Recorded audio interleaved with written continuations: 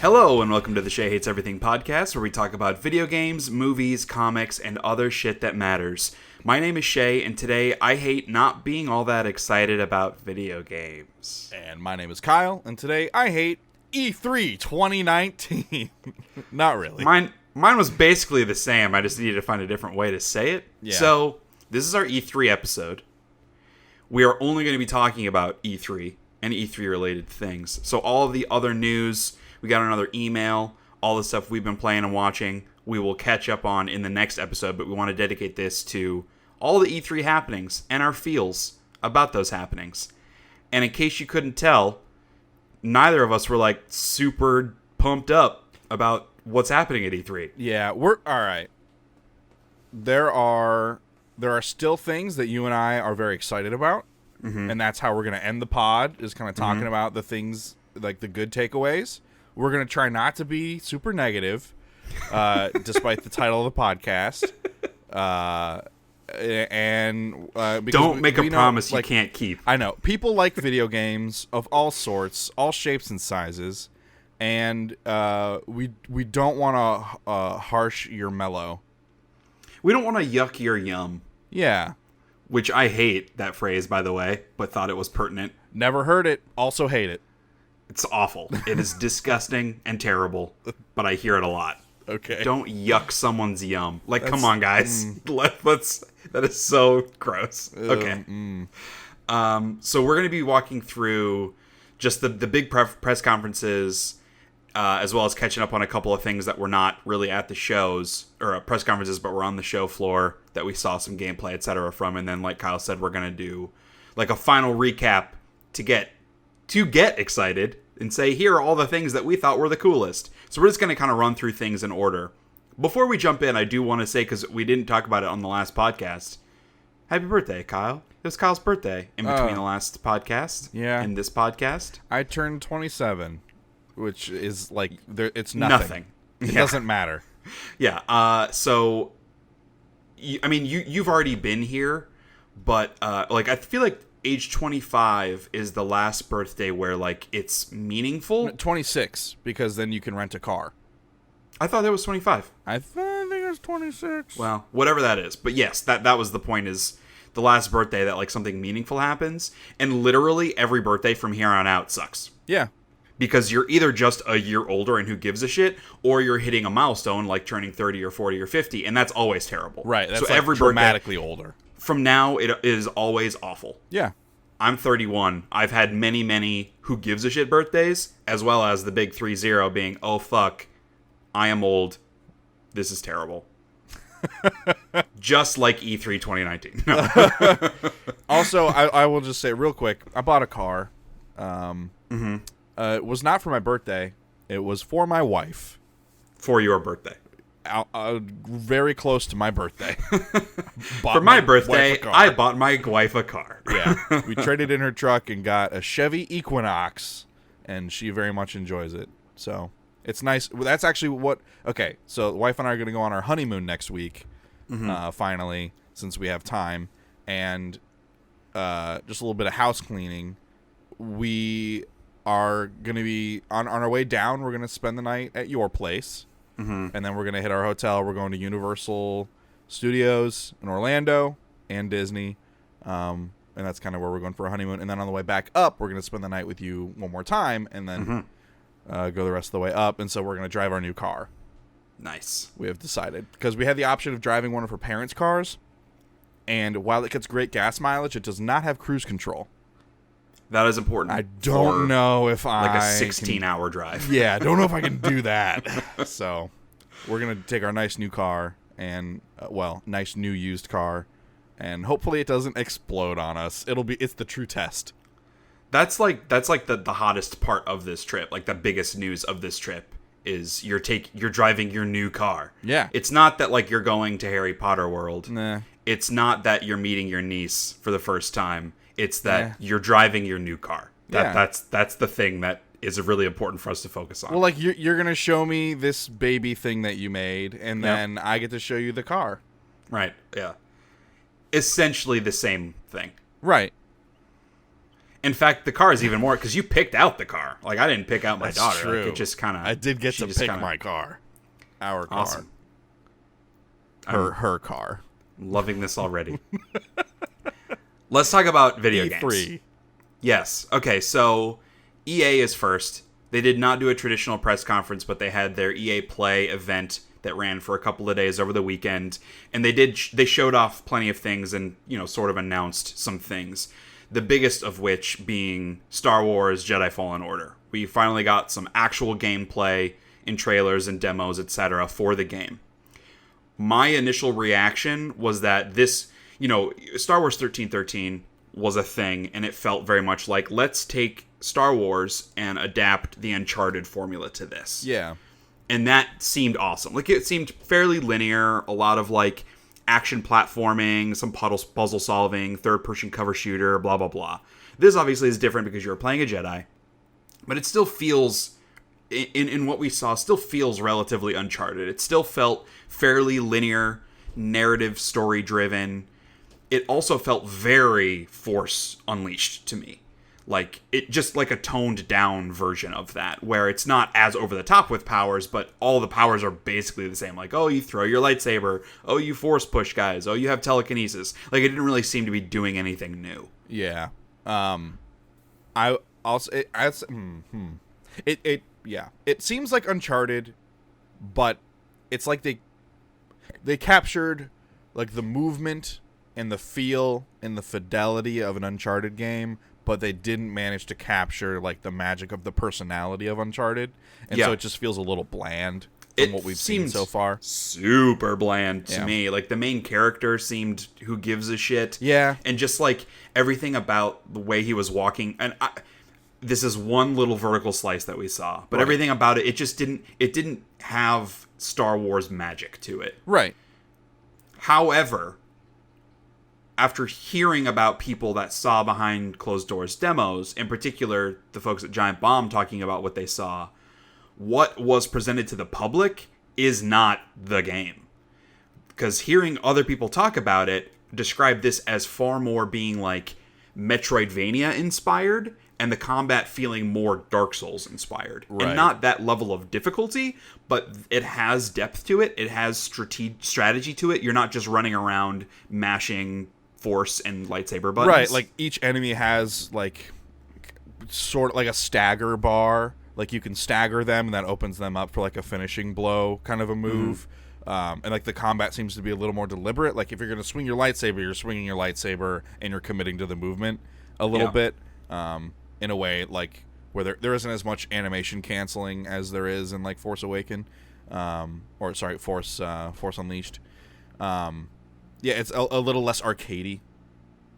And it's also, Dark Souls inspired in how the world is structured, because it's fairly open. The way that they described it in these demos is you have a ship and a crew, and there are several different planets that you can kind of go to.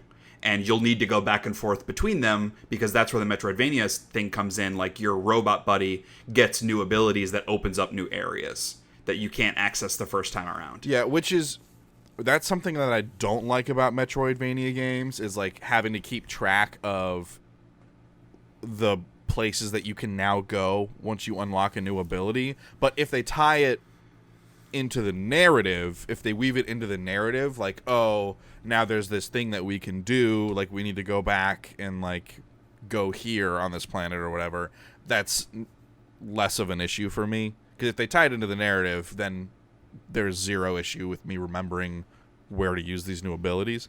But, or I hope there's some way to track locations for that kind of stuff, because some games do that, and that's fine. Like, if there's a map and there's like icons and you're like discovering them, like I think in God of War, I think they tried to do this, but the map was really terrible, the interface was bad. But I think they did that in God of War, where if you went to interact with a thing that you couldn't, like, I think you had to interact with it was the problem. Like, if you like saw something in God of War you couldn't do yet, and like you left, it wouldn't mark it on your map. But if you tried to interact with it and then couldn't, it would mark it or something. I might be remembering wrong, but that's in my brain for some reason. But I hope this is like that. I think the biggest part of it is like, because this is kind of what you're saying, but if they make the thing behind the locked door meaningful, that's much easier to remember and feel motivated to go back to it. If it's just a bunch of side bullshit, then I totally agree with you. That feels like an arbitrary limit to put on a player to have to come back. Like, it's like artificially lengthening the game. Right. But if it's driven by story and like actual exploration, then it totally makes sense to me. What it sucks about this is, like, I mean, this is partially what was so pervasive for both of us, and it seems like for a lot of people about E3 of feeling very underwhelming, is a lot of these games that for me were my hyped up games that I was really looking forward to seeing more of, really underwhelmed. Yeah, and Star Wars Jedi Fallen Order was feelings. Yeah, like, this was absolutely one of those games. After seeing it, I was like, this looks so bland, and just this seems super corporate. Production noted to death. There's no creativity here. There's no ambition here. And like, it made sense because at the end of the day, one, it's EA, and they are not a risk-taking company. Even amongst the little risk-taking companies in the video game world, EA is perhaps one of the least risk-taking. And also, all of the shit they've gotten for Star Wars Battlefront in the past, them trying to say like, okay, let's do something that is as safe as possible to get the goodwill back. So all of those things made it make sense why this game did not seem exciting, but that doesn't make it any less disappointing that it didn't seem exciting. But hearing other people talk about it, this just seems like a symptom of bad marketing, or at least like marketing in a way that doesn't exist. Because they are, at the end of the day, this is a Star Wars game. It is a single player Star Wars game that everyone has been asking for, and they are saying, here, we're giving it to you now. And because it is Star Wars, and because it is EA, they are trying to get as broad an audience as possible interested in this. And if they show off, oh, hey, here's the complexity of the combat, or hey, here's how you have to come back later on to explore a new area, or you can unlock a shortcut, and like Brad at Giant Bomb was talking about it, like you meditate at a thing, just like in Dark Souls, and that's where the game saves, and when you meditate, it respawns the enemies just like it does in Dark Souls. Like, it's that much inspired by Dark Souls, and Dark Souls is not a mass market game at all. No. And so if they pitch it that way, people are going to be like, ooh, this is too much for me. I just want the big explosions in a Star Wars game. I want Call of Duty. So I get why they market that way, but that doesn't make it any less disappointing or annoying that like it isn't actually the game. So yeah. All that being said, hearing what the game actually is makes me definitely more interested. I agree. I have some of the same concerns that you do about, like, I don't know that because I don't like Dark Souls personally, so I don't really want a game that's heavily inspired by that, because those systems haven't connected with me in the past. And also the idea of like having to go back and forth and travel around and blah blah blah, there is plenty of potential there for it feeling lengthened out. Right. But seems far more interesting than the original gameplay demo made it seem. EA had a bunch of other stuff that we do not give a shit about. They talked about the new FIFA, the new Madden. They talked about Season 2 of Apex Legends, which we didn't predict in our show, but we should have thought, like, oh, of course they're going to show Apex Legends. Yeah. They also showed off some Battlefield 5 DLC, some new maps and stuff. I think they're supposed to be adding... oh gosh, I don't want to be wrong. I think they are adding single player content. They are, yes. Yeah. It's some like small stories or whatever. Because I mean, I didn't play Battlefield. You played Battlefield 5, right? Just the single player stuff. Because they did more of the vignettes that they had done in Battlefield 1, right? Right. I think they're adding another one or two of those single player vignettes, like smaller. I really enjoyed those. I wish they were fleshed out and were larger games. But I really enjoyed them, so I'd be interested in popping back in and playing those. That was my big criticism from Battlefield 1, was the idea seemed interesting, but at the end of the day, it still felt like a tutorial for the multiplayer. Like, they wanted to make sure they hit all of the things you were going to do, and so it didn't feel organic. It felt very planned out to hit the multiplayer beats and not actually trying to tell an interesting story. Yeah. But yeah, like if they built that out more and made you care about the characters more, that would be far more interesting. Right. And then they also showed off DLC for The Sims 4 Island Living, which looks cute and my fun, wife lost her mind. Yeah, I'm sure. Like, people that like The Sims, like, this seems like really good expansion content. Yeah. Just not. We don't really care. With all the stuff that they showed and talked about at EA Play, I totally get why they didn't do a press conference, because there was not that much. Yeah, there really wasn't. Not that much meat, no new big game announcement. So, and like because they're doing so much multiplayer stuff that it makes sense just to go ahead and have their EA Play, where people get to come and actually play the games. Mm-hmm. They get to get some celebrities in and some influencers in and stuff, and right. spread the word that way. And I'm sure it's much cheaper for them to do that. Yeah, totally. So that was kind of EA. Microsoft, excuse me, throat is having issues. Microsoft was our first big actual press conference, and some of my big takeaways. So the Game Pass stuff seems like a very big deal. Them expanding it to PC, which I think they had already talked about, but just bundling those two things kind of together. Yeah, the kind of the one price for all three things, like Game Pass on Xbox One, Game Pass on PC, and then Xbox Live Gold. It's $15 a month for all three of those things. Right. That's a pretty reasonable bundle. The ability to play basically any first party and a lot of third party Microsoft games, both on PC and Xbox. And while PC does have a separate library of Game Pass games, there's still over 100 of them available. Well, there will be. Yeah. They said by August right. they will have over 100 games. And then, you have Xbox Live Gold, so you can play online with people. You get free games and discounts and yada yada. So that seems like a reasonable value proposition. Yeah, I think that if you own an Xbox and you play a decent amount of games, there isn't a ton of downside to getting Game Pass. I mean, it's $14 a month. It includes Xbox Live Gold, so you can play online and get your free games. It includes the Game Pass, which is additional free games, and a lot of new their first party new games hit Game Pass. Plus, it's now available on PC with all of their first party games like that, as well as a host of third party games. I mean, it's $14 a month. That's you could easily get Game Pass and only Game Pass and get plenty of content right. throughout the year. Yeah. So, good on them for that. It's definitely a great idea. Some of the other big non-actual video game announcement things. So going into it, they'd said, hey, we're showing 14 first-party games. I didn't actually count through and figure out what all 14 of those were, but thinking, Gears Pop was one of them. So it's not it's 14 huge first-party games. Right. They just happen to be games that they're publishing, which I'm not trying to take anything away from them necessarily, but it just is one of those it's a bit of a marketing thing to say, for 14, it's not 14 games that people actually give a shit about. As well as Phil Spencer on stage was we're showing 60 games today. And yeah, totally. But the vast majority of them were not exclusive games. And a decent chunk, 15 to 20 of them, were in that really quick ID at Xbox vignette. They didn't even really show those games. So again, yes, you showed 60 games. Awesome. But it's kind of just marketing spin to make it sound cooler and bigger and better than it actually is. Right, yeah. Yeah, whatever. They also mentioned that for Game Pass, 34 games that they showed will be on Game Pass, which is pretty cool. And one thing, I mixed feelings on it. So they all in a lot of the trailers, if it was coming to Game Pass, they had a little pop-up this will be available on Game Pass, and that's cool information to have. Yeah. But it disrupted a lot of the trailers for me. In the middle of it, where I'm really interested in what is going on, have a little pop-up this is gonna be in Game Pass. It just kind of breaks that momentum and immersion for me. Yeah, have it be a little splash screen at the end of the trailer or at the beginning of the trailer.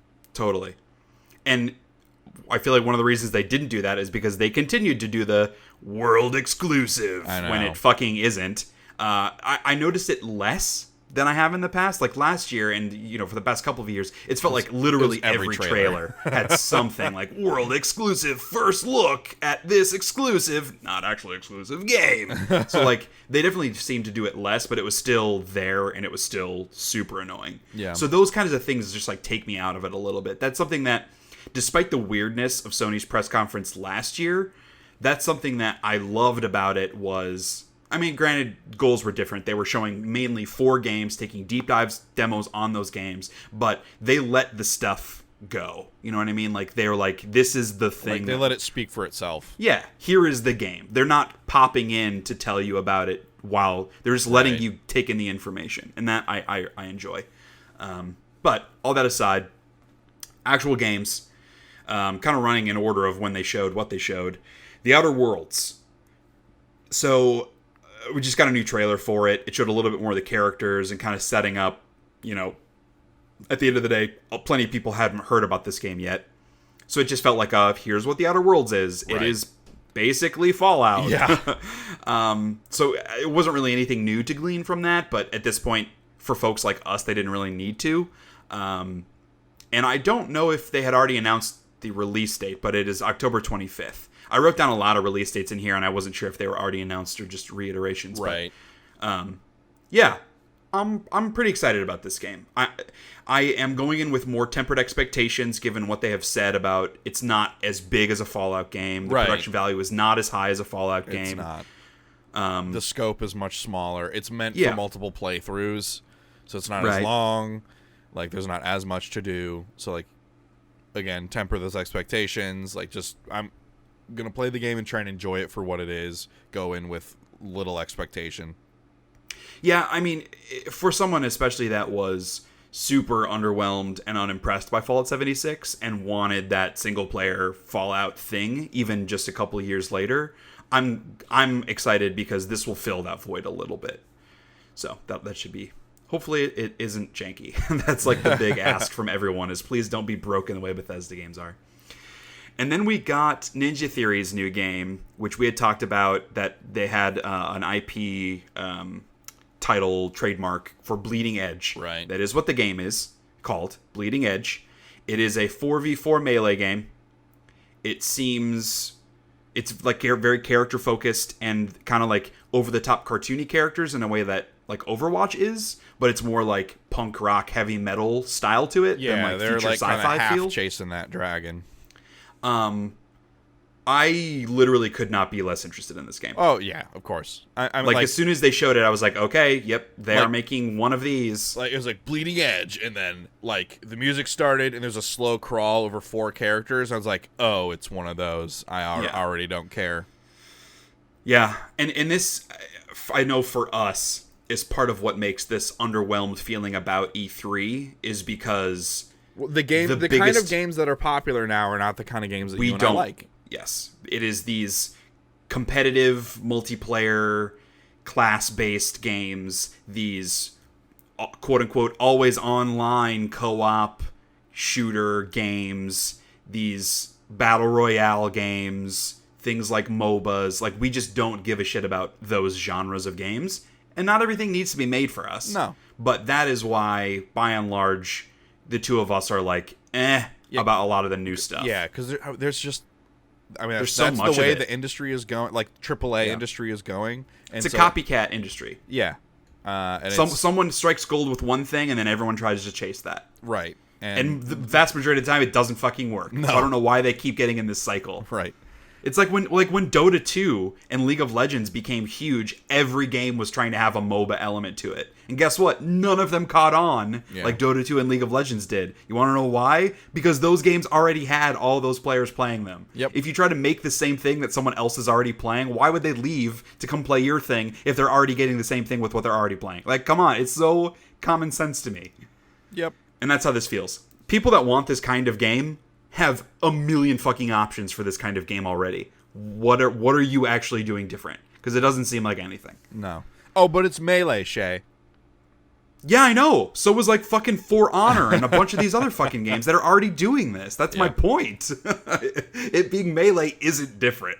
When For Honor did it, it was different. But it's Melee and like Overwatch, but heavy metal. Yikes. Amalgam. How many different things can we combine into one? They'll have a battle royale mode where it's 100. Like, it's still just the 8 characters, but there are 100 of those 8 characters. Yeah. And then we got a new trailer, very moving, emotional trailer for Ori and the Will of the Wisps, and a release date for February 11th of 2020. I did not play the first one. I have it on PC. Hearing that it is more hardcore platformer and only having it on PC is one of the reasons I still have yet to play it, because mouse and keyboard and platforming do not go well together for me. But I really want to play it, and a sequel to that game seems like it will be awesome. I love the personality is almost a weird word to use because it's very somber, but like its tone and its style is appealing to me. Yeah. And well, you can plug gorgeous. In your PS4 controller to your computer, right? Yeah, I know. I downloaded some software, but it always felt like there was some kind of latency issue or something where it just didn't really want to work very well. But anyway, that's coming next year. And then we got some a better look at Minecraft Dungeons. Yeah. Which I think it looks like fucking fun. I'm surprised at the depth that they were showing in like the combat, the movement, all the abilities, and then especially like the inventory, like all the stat tracking and the buffs on the armor pieces and all that kind of stuff. Mm-hmm. Like, very surprised at the depth that they're going for. It is very clearly chasing the Diablo kind of genre of games. Yeah, but that's something where like that isn't new. It's like it's not like they're aping something that is hot right now. No, but what I'm saying is, I was surprised at how many of the more advanced elements of those types of games seem to be present in Dungeons. Like, it would be very easy for them to do just this very surface level, very kid-friendly, but it seems like I'm sure you can hack and slash your way through a dungeon, like, kids will still enjoy it and stuff, but it seems like there's more there for older audiences or for people who want to get a little more into it. There are definitely systems at play. Yeah. It's in a way that kind of surprised me. It's co-op, it's different classes. I didn't see a ton of like loot in the way that you would expect from Diablo, actually, but that's true.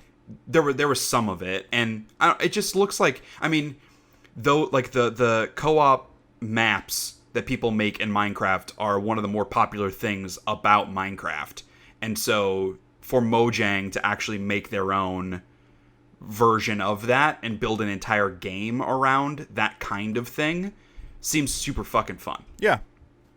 Like, we played, I know when you and your buddy Cody played even more, but the three of us played a lot of those style maps, like dungeon crawly kind of maps with very loose sort of story, tying things together. Slender and Ender with Bender. Yeah, super fun. Slender and Ender with Bender. Okay. We got Jedi Fallen Order trailer at the Microsoft press conference, which was just edited trailer from the demo that we got. So I feel like that's been happening for years, where they show the same thing at multiple conferences. Yeah. And maybe I guess it's just because like people won't watch all of it. I don't know. I guess the thing that makes most sense to me is that, like, since EA didn't do a press conference, like, they want their Star Wars game to have a presence at one of the big press conferences. Yeah. Since Sony isn't doing a conference, you have to have it at Microsoft. Yeah. Like, that makes sense to me, I guess. And that's another point about we're showing 60 games. And again, it's like, if a game wanted to be shown, it basically had to be shown at Microsoft. Right, yeah. Because like, most third-party games don't come to Switch, and Sony's not there. So it's not like Microsoft's bragging like, oh, we have all this shit, because you're the only one there. Like, right. It's a little bit of a stretch. But yeah, whatever. I guess so. That's true. And then a Blair Witch game, which is so random. Yeah, so at first I thought it was like a new Alan Wake game, and I just about shit my pants. That's what I thought too. And then it was Blair Witch, and I was a little less pants shitty. But yeah, it looks interesting. And I mean, I'm not into horror games, but it looks potentially like there's something about it being like a time loop feel. Yeah, maybe. So the aspect of like playing with the timeline is it has to do with the camera. So I read or listened to or watched an interview. I don't remember. I've done a lot of shit in the past couple of weeks around E3. But this is information that's in my brain. You use your camera to solve puzzles and like change the environment. So let's say that there's like a tree that's fallen on a path. You can like bring up your camera and rewind to before the tree had fallen, and then like get out of your camera and the tree is no longer down on the ground. That kind of stuff. It's like you're using the camera to change sections and specific things about the environment. Also, like, your dog will help you solve puzzles. It'll find items, sometimes show you where to go. And then I guess there isn't like combat, but your flashlight, much like in Alan Wake, is your weapon. So in Alan Wake, you would use the flashlight to disable enemies, and you could kill them with a weapon. And this, you're just kind of like, they don't like the light, so you're trying to keep them away from you. Which I've used, like that's in several horror games that are on computer right now. So it seems like you won't have a weapon per se. It's just kind of like your flashlight trying to keep enemies away from you while you solve puzzles or go through environments. But yeah, I don't know. It's interesting. It seemed kind of cool. Like it's not a game that I'm probably gonna play, but it seemed like it's doing some interesting things, and there's plenty of space still for a horror game in this way that isn't based around like Five Nights at Freddy's style, where it's just jump scare, jump scare, jump scare. Like there's an actual narrative. Yeah, because I mean, it's filling the void left by traditional Resident Evil, traditional Silent Hill, where those games aren't really doing the same thing that they used to do. Especially and Silent this is kind Hill. of doing that now. Yeah. And it's also nice to, because I think especially in the horror genre, there's value to using an existing intellectual property, in a way that like a brand new horror game, you don't already have like knowledge in the back of your head about what the fucked up stuff could be, or what could be happening, or things to expect. So like in the trailer, they showed the dude in the corner, like you see at the end of the original Blair Witch, like that kind of stuff. Like they're going to be hearkening back to, like there will be breadcrumbs and things that possibly only people from Blair Witch who have watched the Blair Witch movies will get at the outset. Like the little stick figure things, or like different like warnings in the environment, like potential clues that like instill a sense of dread based on what you know from the movies. Not that the Blair Witch movies are all that scary, but well, I only saw the first one, and I hate horror movies, but that movie scared the shit out of me. Did it really? Yes. A lot of it was dumb. Because a lot of it was bad acting, and that always takes me out of the moment. The ending was really scary. The ending, holy shit. Yeah. And I knew it was coming. Yeah. I knew it was, and still seeing that imagery of the dude sitting in the corner. Yeah. Oh, man. Like, I can't even talk about it. It's so fucking terrifying. Not good. But I also don't watch horror movies because I hate being scared, so I'm sure I'm more sensitive to that than people that watch a lot of horror movies. Yeah. So we can talk about this, like, next episode more, but my wife and I just watched every single Paranormal Activity movie in, like, the span of a few days. All 6 of them. And I'm trying to remember if Blair Witch is better than those or not. I think Blair Witch is better than the Paranormal Activity movies. I know people loved the first Paranormal Activity because that was part of the charm of it. Was super low budget, came out of nowhere. It was the found footage in a way much that like Blair Witch was. Project. Well, yeah, it was very inspired by Blair Witch. Yeah. So I'm actually kind of interested to see if in this game they use any of the things that are used in Paranormal Activity, just because it's like that horror found footage genre, and like that's the other big staple franchise in that type of horror genre. Sure, is Paranormal Activity. So I don't know, interesting. It like, and then very surprise announcement. After Blair Witch, we got the big shit that everyone is talking about. Oh man, Cyberpunk 2077, and Keanu Reeves is in it. Apparently, he is the second biggest character, second only to the player character. Like, he has more dialogue than any NPC in the game. Which, like, that's a huge thing to have kept secret, which is pretty cool. Keanu Reeves was at the show. He came out to, like, to give the release date, April 16th of next year, which is far off, which is a bummer, but, like, also it makes sense. No one really thought this game was coming out this year. Yeah, I am not on the Keanu Reeves hype train in the way that most people are. Like, I have nothing against the guy. I also have not seen the John Wick movies, and I feel like that's where a lot of the modern love for Keanu Reeves comes from. Sure. So, like, I know, that's my point, is I'm okay saying that, like, I just don't get it, because I don't get it.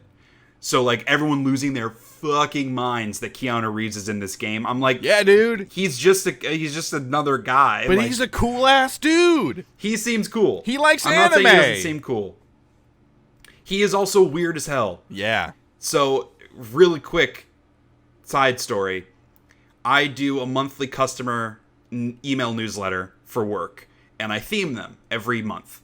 I did a Game of Thrones themed one when the season was going. I did an Avengers themed one around when Endgame in May when Endgame came out.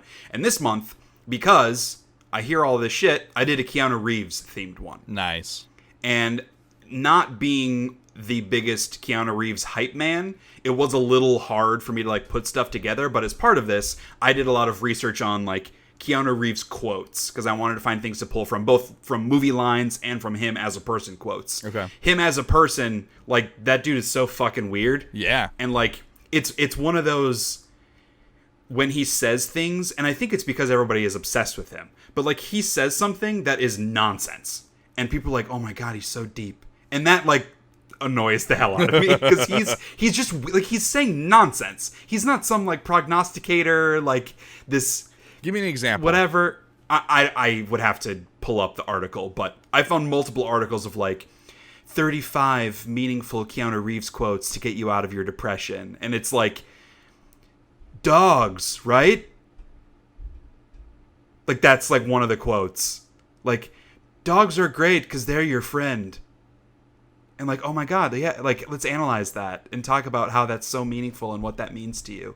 And it's that kind of, I'm just like, fuck off. I'm not saying that necessarily Keanu Reeves is presenting everything he says as being like this deep, meaningful whatever, but it's because everyone's obsessed with him.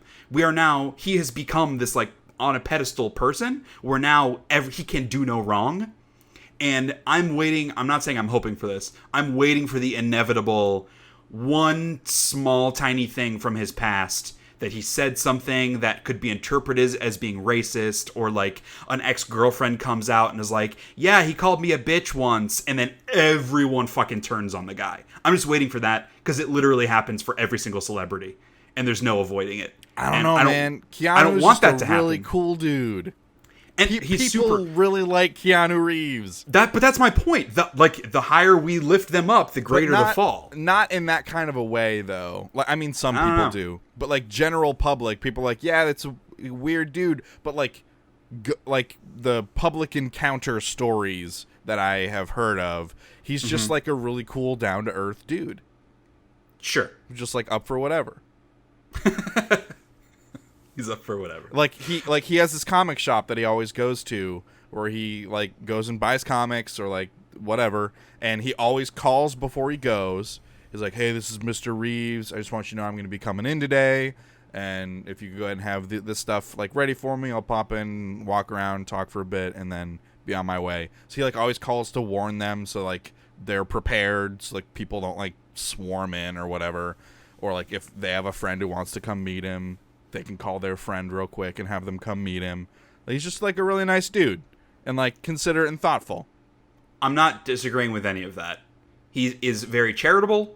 There was a story I found as I was doing like research for the newsletter about how like when he takes pictures with female fans, he doesn't touch them just because he's like trying to be careful about the personal space and whatever. And like he seems like a genuinely good person. I am not disagreeing with any of that. I just don't get the, like, hero worship. And I think a lot of it comes from the John Wick movies. Because I've seen, like, clips and the, like, his gun training. And it looks fucking badass. Yeah. But I feel like people are obsessed with him because of those movies right now. Obsessed is not the right word. What? Obsessed is not the right word. I don't mean it in a negative way. But, like, he's the hot thing. He's the hot thing right now. From in a pop culture, this is not a Keanu Reeves thing. It's like his actual acting, him as an actor. He's the hot shit because of John Wick. Yeah. And at the end of the day, granted, I have not seen John Wick, but literally everything else I have seen Keanu Reeves in, which is like 20 plus things. He's bad. He's a terrible actor. Yeah, but that's part of why The Matrix was so good. Is because he's really bad, and it's part of why John Wick is really good is because he's really bad. But it was kind of his character is kind of like molded around the fact that Keanu can't really act, kind of in a way, kind of in a self-aware way. where in Seinfeld everyone knows that Jerry can't act, and like that's like part of the fun is that he can't really act. Yeah, and they poke fun at it. It is different in Seinfeld because it is a comedy. Yeah, like but I am not being asked to invest. I would also say that John Wick is a comedy. It is self-aware. Yes. Fair enough. Very self-aware. I'll take your word on that. Yeah. All I ever hear about is it's an awesome action movie, which like is totally possible to have without Keanu Reeves being a good actor. I disagree that part of the reason The Matrix is so good is because he's a bad actor. I think that those movies would be better with a better actor. No. I think those movies are so good because Keanu Reeves is so bad good. I think it really hinges on that. Also, in the third... All right, if you want evidence of the John Wick movies being very self-aware, in the third John Wick movie, he says, I need guns. Lots of guns.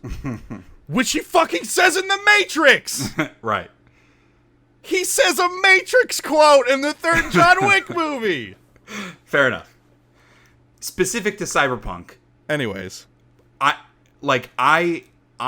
acknowledge that I don't get the Keanu Reeves hype. That said, me thinking he is a bad actor, and now knowing that he is one of the main characters of the game, does not make me hyped for him being in the game. Sure. It makes me nervous that now I have to deal with a bad actor for a majority of the game.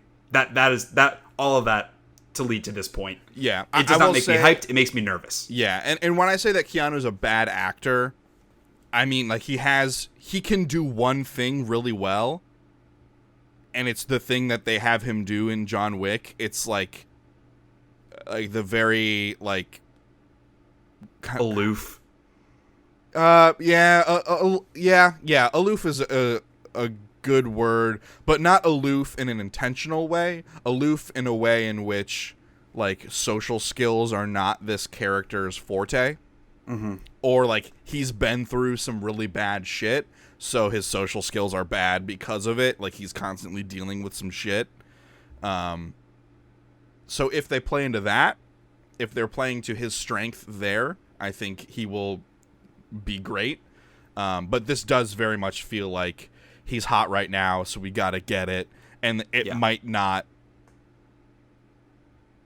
It might... Like, this is a part of the game that might not stay relevant long term. Sure. Because you might not always have the context for why people really like Keanu Reeves. Yeah. So, I get what you're saying there. Besides Keanu Reeves, like that was the big thing of their that was press the big conference. announcement for the game. But there have been other stories coming out around this that you can be non-binary in your character creation, or at least that there are elements of that. Right. So like a lot of games will have like hairstyles or specific features or builds of bodies that are specific to certain genders. They said that's not the case in Cyberpunk. So like you can make your character from any which way you want to make them. Like you can make them. You can be a male character, but with female attributes. Right. Yeah. Or vice versa, which is cool. Yes. Yeah. Totally. Yeah. More games. No downside. I saw some other stuff around this of like people saying they're not going far enough. Like, oh, they should have non-binary pronouns.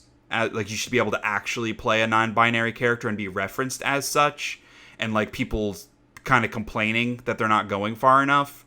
To which my response is like, I totally get, especially if you are a person that identifies that way, to want more representation. Yeah. But like this is way more than any other game has ever done. So let's not turn our noses up at that. Like this is huge progress. And that attitude of nothing is ever enough really gets on my nerves. And that seems to be a predominant response to this. Yeah, well, I guess annoying. So half of me agrees. It's frustrating that they don't recognize, or they aren't taking time to recognize the strides that the industry has taken. They only take time to recognize like the faults that still exist. Mm-hmm. That's frustrating. But they should go farther. Like, those things aren't mutually exclusive. Yeah. But that's my entire point. Right, I'm right. not saying that everything is fine the way it is. Right. My entire point is that they are not acknowledging the positive change that is happening. I know That's what is I know annoying. you mean that. I'm just covering your ass. Because that's not what you said. I know that's what you mean. Whatever. I'm covering your butt. If someone's going to interpret it that way, then they are being the person that I am talking about. Yeah, maybe. Like they are misinterpreting things to justify them being mad on the internet. But that is my point. Is I am not saying we shouldn't push for better, but it is just as important also to acknowledge. take a moment to acknowledge the Yeah. work that's being done, the strides that have been made. Yes.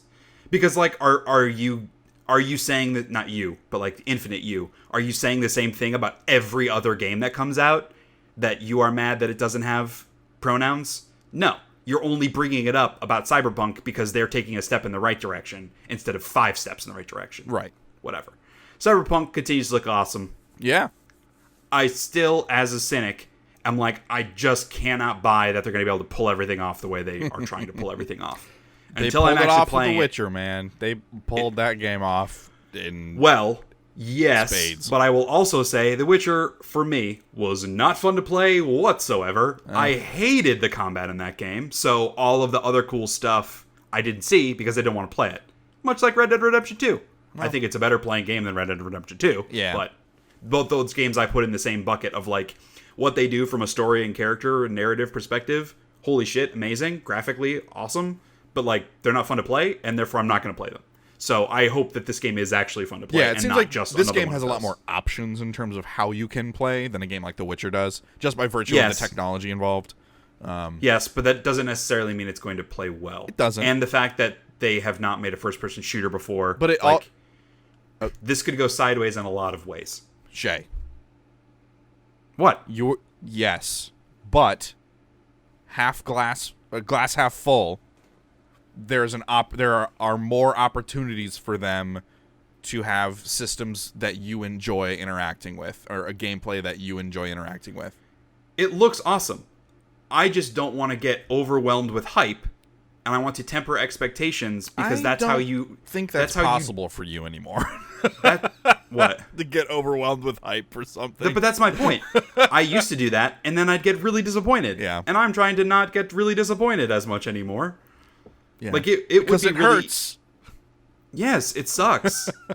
And that's on me. Like, that's not on the game. Well, I mean, that is mostly on me for getting all, it's the No Man's Sky thing of people thought the game was going to be something different than what they actually, like, they didn't pitch it the way that people thought it was going to be. People just in their minds imagined this is the ideal state, and therefore this is what I expect. Yeah. And then it isn't, and then they hate the game. I'm just trying to avoid that kind of shit. Cyberpunk is not a case like a lot of these games where I should be excited, and when I see something about it, it makes me not excited. Like the Fallen Order or whatever. Like, I was hyped for that game, given what it is. I saw it and went, oh boy, this doesn't look that great. There are some other games that we're going to talk about that were similar. Cyberpunk is not that. Everything I've seen of Cyberpunk looks awesome. Yeah. I'm just not convinced that they're going to be able to pull it off for an entire game. All of the option and the choice. Because a lot of games have attempted to do something like that and not succeeded in a lot of different ways. Like, I think of like Deus Ex. They had so many options the way that you could approach things, but the game suffered in a lot of other areas because of that. True. That's all I'm saying about Cyberpunk. I hope it is very good. Me too. They showed some little trailer for a game called Spiritfarer, which is like a nice little indie game. Apparently it's about like death, so it's much darker than the trailer made it seem. Hell yeah! It's just about like accepting and like dealing with your own death or something. Like, I was like, of course it is. Like, of course this can't just be about, it's a houseboat exploring. Like, of course it has to be an analogy for anthropomorphic animals. Death. But it looks cute. You're kind of building this houseboat as you go, kind of exploring different islands and areas. It looks like there's some crafting. It just kind of has like a cutesy aesthetic to it. I liked the little trailer that we saw, and then I learned that it was about death, and I go, oh boy, this game's gonna end up being a bummer, isn't it? Yeah, it has good music. The trailer had good music. Yes. Battletoads. 3-player couch co-op, side-scroller, beat 'em up. It looks bad. Yes. Hey, they kept that sewer hoverboard level. Yep. They're doing that again. I just didn't like the animation style. Like, it felt very, not like kiddie, but like just like low rent. It felt like a shitty animated show style animation. Yeah. Where it was like just like hard edges, and I don't know. It did not appeal to me visually, and it doesn't seem to be doing any. Like, it just seems to be like, yeah, we're making a top or like a isometric side scroller beat 'em up, just like literally hundreds of other games have been. So I don't know. I was hoping that they would do something a little bit fresh and interesting with this, and it doesn't really seem like they're doing that. Yeah. Which at the end of the day, then I don't understand why they're bringing it back. But for the joke, Shay. Yeah, sure. We already talked about ID at Xbox. They showed off a bunch of indie games. I would need to go back and like actually slow down and see if any of them look particularly interesting, because they rapid fire that shit so much it's like impossible to take in even what the names of the games are called. Yeah. And that annoys the hell out of me. I feel like it short shrifts those games. Right, like you have to go back and watch later and like freeze frame through the roulette wheel. Yeah. And then we saw Microsoft Flight Simulator, which looks graphically amazing. Like, it looks like real life. It is insane. Well, that's what they're doing. Like, they're using. All right. So I don't know what they meant by real time rendering. I don't know if this means that they are getting video feed directly from satellites in real time, or if it is just rendering the world in real time and not. I have no idea. But it's 4K. Apparently, they're using satellite imaging to build the full Earth. Yeah. Which is really impressive. Yeah. And that would be really interesting if like getting real time updates from satellite imagery. That would be really interesting. Did they say anything about VR? I guess they wouldn't, because Microsoft they don't have their own VR thing. But this seems like something that would be awesome in VR. Just that, like, being able to go a place in the game that you cannot in real life seems really powerful to me. Yeah, a flight simulator in VR makes a lot of sense. Although I would guess, I don't know, people already have their fucking like HOTAS setups with their like track IR baseball cap attachments. Yep. Yeah. Interesting. But that looks cool. Cool thing to show at a press conference, because like most people are not going to play that game, but holy shit, it looked amazing. Yeah. And we're getting Age of Empires 2 Definitive Edition. Do you care about this? No, I mean, it's already out on PC. It's been out for a while, so on Steam. Cool. Age of Empires 2 is a good game. We saw some Wasteland 3, which I don't know that we had seen a deep dive like this, or not even like a deep dive, but like actual game, other than just like, hey, we're making Wasteland 3. But they actually showed some gameplay and a lot of personality and stuff. People like those Wasteland games. It's like ever since Fallout kind of diverged from the original Fallout formula, that's when Wasteland was like, hey, we can maybe do that. And they kind of stepped in and tried to fill the gap there a bit. So if you're into that style of game, Wasteland 3 is probably a really good one of those. Totally. Xbox Game Studios has acquired Double Fine. That's big. That is very, very large. That's a big get. Yes. Tim Schafer came out on stage just to talk a little bit about it. And it felt kind of pretty tongue-in-cheek about, like, Microsoft is not going to dictate the types of games we're going to make. Yeah. Which is smart. Right. And then he introduced a new thing for Psychonauts 2. I'm not a big Psychonauts person. Like, I don't have anything against it, but it's not a cult favorite of mine. So it just doesn't do a ton for me. Well, so it seems like a 3D platformer, whatever, like cute. But since you and I never owned an original Xbox, I never got to play Psychonauts. I only ever played it at my friend's house. But I remember really liking it and thinking it was crazy cool. Like the quality of voice acting, the animation style, like the variety in the environments is appealing. Yeah, it like very Tim Burton-esque. Yes, exactly. Very Nightmare Before Christmas kind of thing. Yeah. So I don't know, like what I saw, it just seemed like a high fidelity version of that, and I feel like I could be down for that. I don't know. Sure. Yeah. Raz has a cool suit now. We're getting a new Lego Star Wars game called The Skywalker Saga, which is all 9 movies, and it isn't just like they didn't just what we did before. Like they're making a new game. Yeah, that is all 9 movies. You can fly to different planets now. Like it's more open world's probably not the right word, but it's a little more freeform and not like strictly level based the way that most of their games have been. Right. There isn't just a hub area that you launch all the levels from. There's like these larger hub areas that you're going to, like a lot of different ones, like over 20 planets. Yeah. It's a little more cinematic in its presentation, which is cool. Like, again, they're just trying to do something a little different. Lego games have gotten a little bit rote over the years. Yeah. It's coming out next year. I don't know. Looks all right. Yeah. They added attack combos. So, like, there's, like, button combination combos. So it's not just hitting one button to attack over and over again. Yeah. That was never the appeal. I mean, if they make it deeper, maybe that can become the appeal. Yeah. But it was always about, like, the cutesiness of it. Right. And, like, the light puzzle solving and just exploration and stuff is what the appeal, for me, of the Lego games was. Yeah. So. It just shows they're willing to try new stuff, which is good. It's smart. Totally. Dragon Ball Z Kakarot. Kakarot. Which is like a... whatever. It's the Dragon Ball Z story in a video game for the 18th time. Yeah. Do you care about this? No. I don't. Seems like a Dragon Ball Z game. I don't know much about Dragon Ball Z. Oh, I thought you liked Dragon Ball. No. I tried. They so on Giant Bomb, Jeff and Dan were doing their like Dragon Ball podcast. Yeah. So I was following along with that, and I got to like the 30th episode of Dragon Ball Z Kai. Okay. Which is like a super cut. They kind of trim some of the fat. Trims all the fat, which is most of it. Most of the show, yeah. And then I really fell off and stopped watching because even that was too much Dragon Ball. Yeah. Not lean enough for me. Then we saw a game called 12 Minutes, which... So they had shown this before. It just looked very different. Okay. And I don't know that they had the name yet. Okay.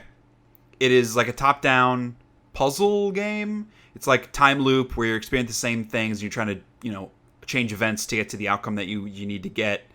Yeah, it looks fucking awesome, I thought. Yeah. Like, this was one of the standouts for me from the Microsoft press conference. And I'm always on the lookout for, like, a more indie-style game, because I like ambitious games like that. And this was like, okay, I'm going to play this. It looks really, really cool. Way to the Woods was another indie game that they showed. You play as a deer guiding your little fawn through an urban environment. Some kind of mechanic about, using the light from your horns to solve puzzles and make things happen. Or antlers, not horns, but to, like, make things happen and progress. Seemed cute. It did not speak to me the way that 12 Minutes did, for example, of, hey, it's this little indie game that is doing something a little bit offbeat. It didn't seem like it reminded me of a game like Fee, which I played last year that was bad. This seems like it has less gameplay than Fee. Yeah, true. Gears 5. So they spent a lot of time on Gears 5. They did a character trailer with the girl that was like a music video, basically, and I was like, boy, this is pointless.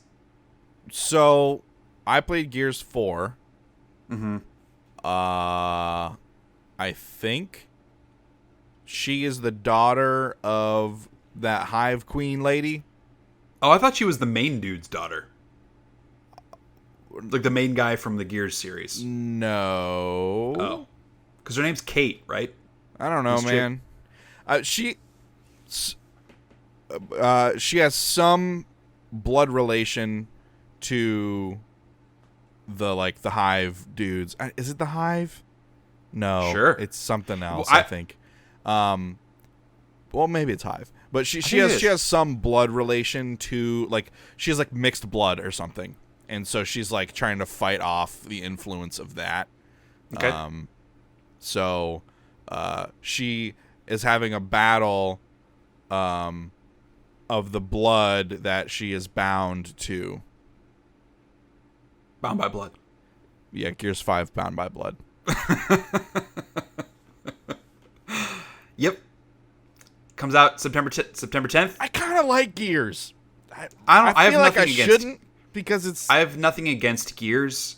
They play well. I think the first 2 Gears games are both very, very good. Yeah. I liked the third game less. I know a lot of people still really liked it. Gears Judgment, I thought, was kind of bad. That was made by a different studio. And I did not play Gears 4. I know the response was pretty mediocre to it. Yeah. So it was totally I have nothing against pretty Gears. Okay. There were some really good moments in Gears 4, and I remember like what one of them is. Mm-hmm. I remember there being other moments I liked. I just don't remember what they were. The environmental storms thing that they did in Gears 4 seemed very cool. Yeah, that was neat. Yeah. Gears of War. They showed us in some other trailers. So they announced a new mode called Escape. And they did like a really weird below the stage thing that was like felt really out of place because they didn't do anything like that for any other game. Yeah, Xavier Woods apparently was trapped down there for a while. Well, yeah, during the whole press conference, yeah. right? Well, and like a little before and maybe like a little after Probably. is the implication. And apparently it was very hot down there. I bet. Yeah. So they just kind of announced it and talked a little bit about it, but they put out some gameplay afterwards of people playing the game mode. Did you watch any of it by chance? Okay. I don't really care about that. It looks fucking like it looks so boring. Because the whole point of the mode is like you're inside this thing to do a thing and then you're trying to escape. That's the game mode. And like it seemed not interesting. You're not doing anything other than occasionally fighting enemies as you leave.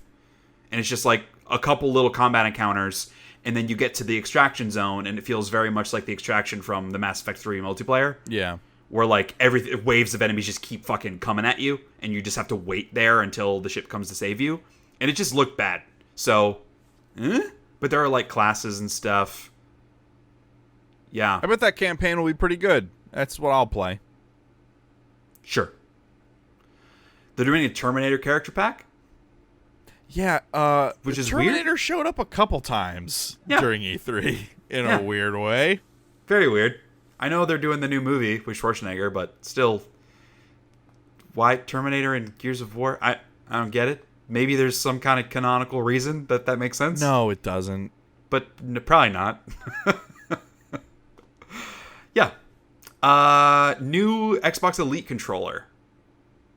Even more customizable. Even more expensive. $180. Looks cool though.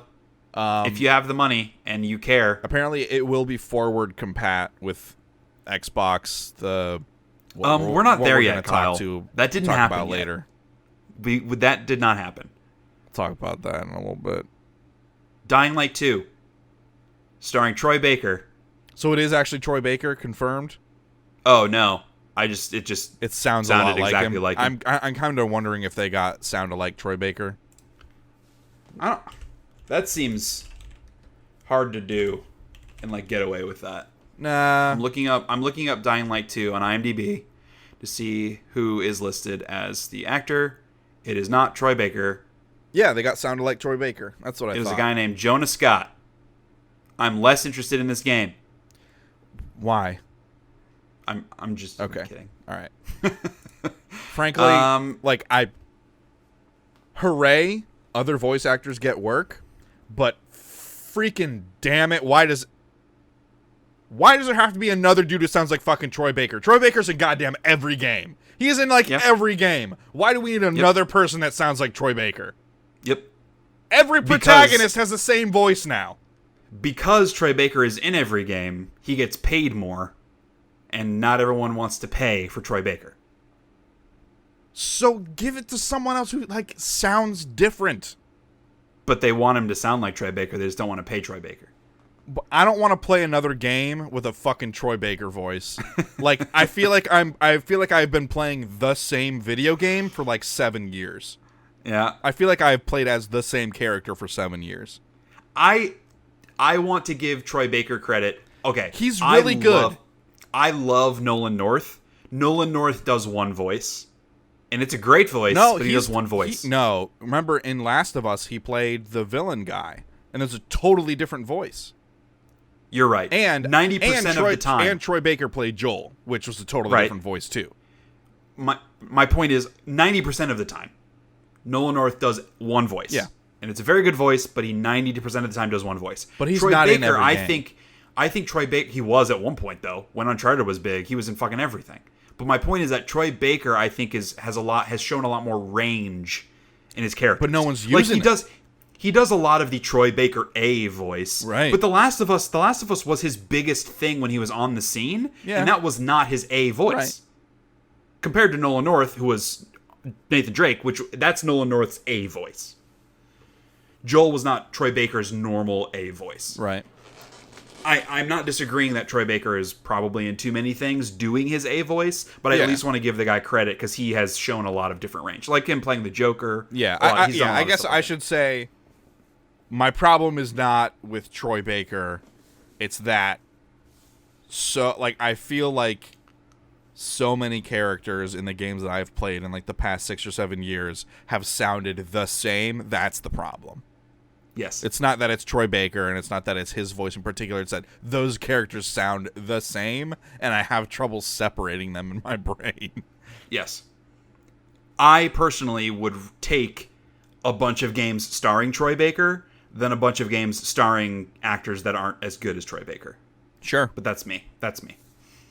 Troy Baker is not in Dying Light 2. No, he's not. We should probably take that off the show notes. So, Dying Light 2 seems awesome. And I really want... That is a very good joke. Kyle just wrote starring Ploy Baker. Yes! That's so good. Doesn't really make sense? No, because it's a ploy. It's to make you think they have Troy Baker. Okay, all right. Ploy Baker. All right. Yeah, okay. All right. I'll give it to you. I enjoyed it as you typed it. And the more I thought about it, I was like, and then you backed off? And then... Come on, man. Yes, okay. Yes, all right. It's good. Ploy Baker is really good. Yes. It's pretty good. Okay. Anyway, Jonah Scott, I'm sorry. You're not Ploy Baker. You're Jonah Scott. Dying Light looks... I should say it seems way more ambitious than I anticipated. Yeah. Because, they came out and said, hey, in a playthrough, you're really only going to see 50% of the content in the game because there's so much choice and so many ways to drastically alter what characters are in the game, what areas of the world you can access based on a choice that you make. Yeah, how the world looks. A big thing they said is, they want to show the scope of the game by having... friends join your world and see how different your world is from their world just because of all the different choices that you've made. And they want that real tangible change. Like some games will throw up a color banner here is different, or you're just substituting this character for another character. They want to make real tangible significant changes based on your choices, and it seems like they're doing that. Yeah. And much like Cyberpunk, because games don't do this, and games that have tried to do something like this in a lot of ways haven't been successful, it's hard to say it's hard to have confidence that they're going to nail it, but the ambition is laudable and makes me far more interested in an open world zombie game than I would be if it was just an open world zombie game. You look at something like Days Gone, which I know you kind of enjoyed, but just looking at it, I was this seems...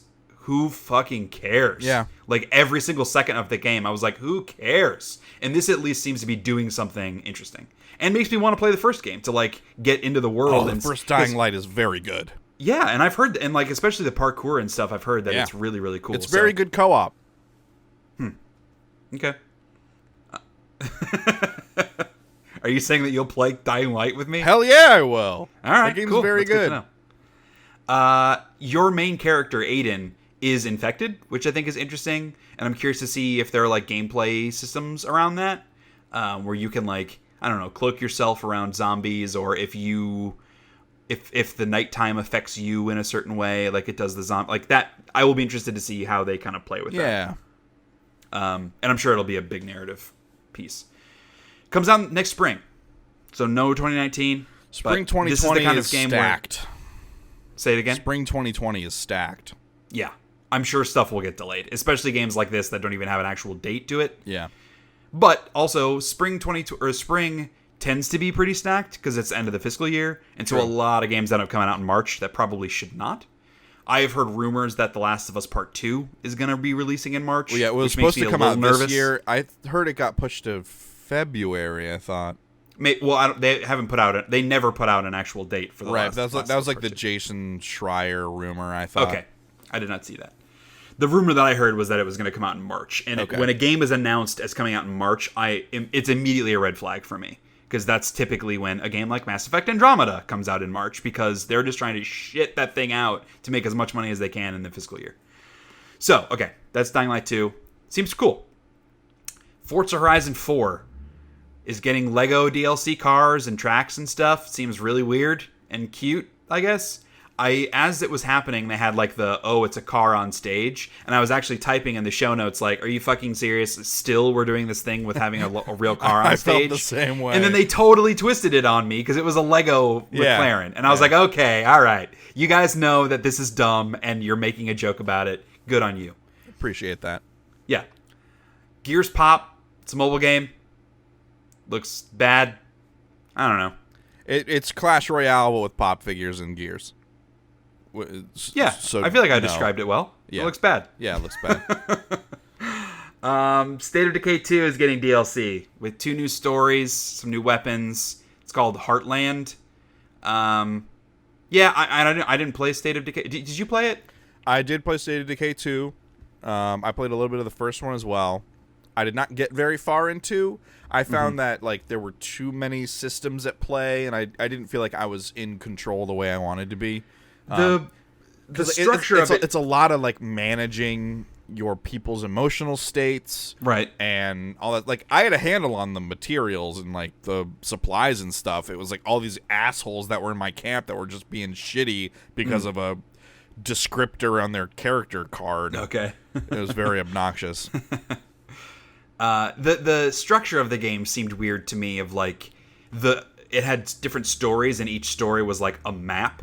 And that just felt like you finish a map and leave. Right. Like you actually, it's not like an open survival game the way that most survival games are. In survival games, like the fun for me is like building up a single location and like really fortifying it. And so having to leave and only being able to bring a few things with you and kind of like reset like that is really, it's not what I like out of that genre. Phantasy Star Online 2 is coming to the West. This is a crazy popular PC.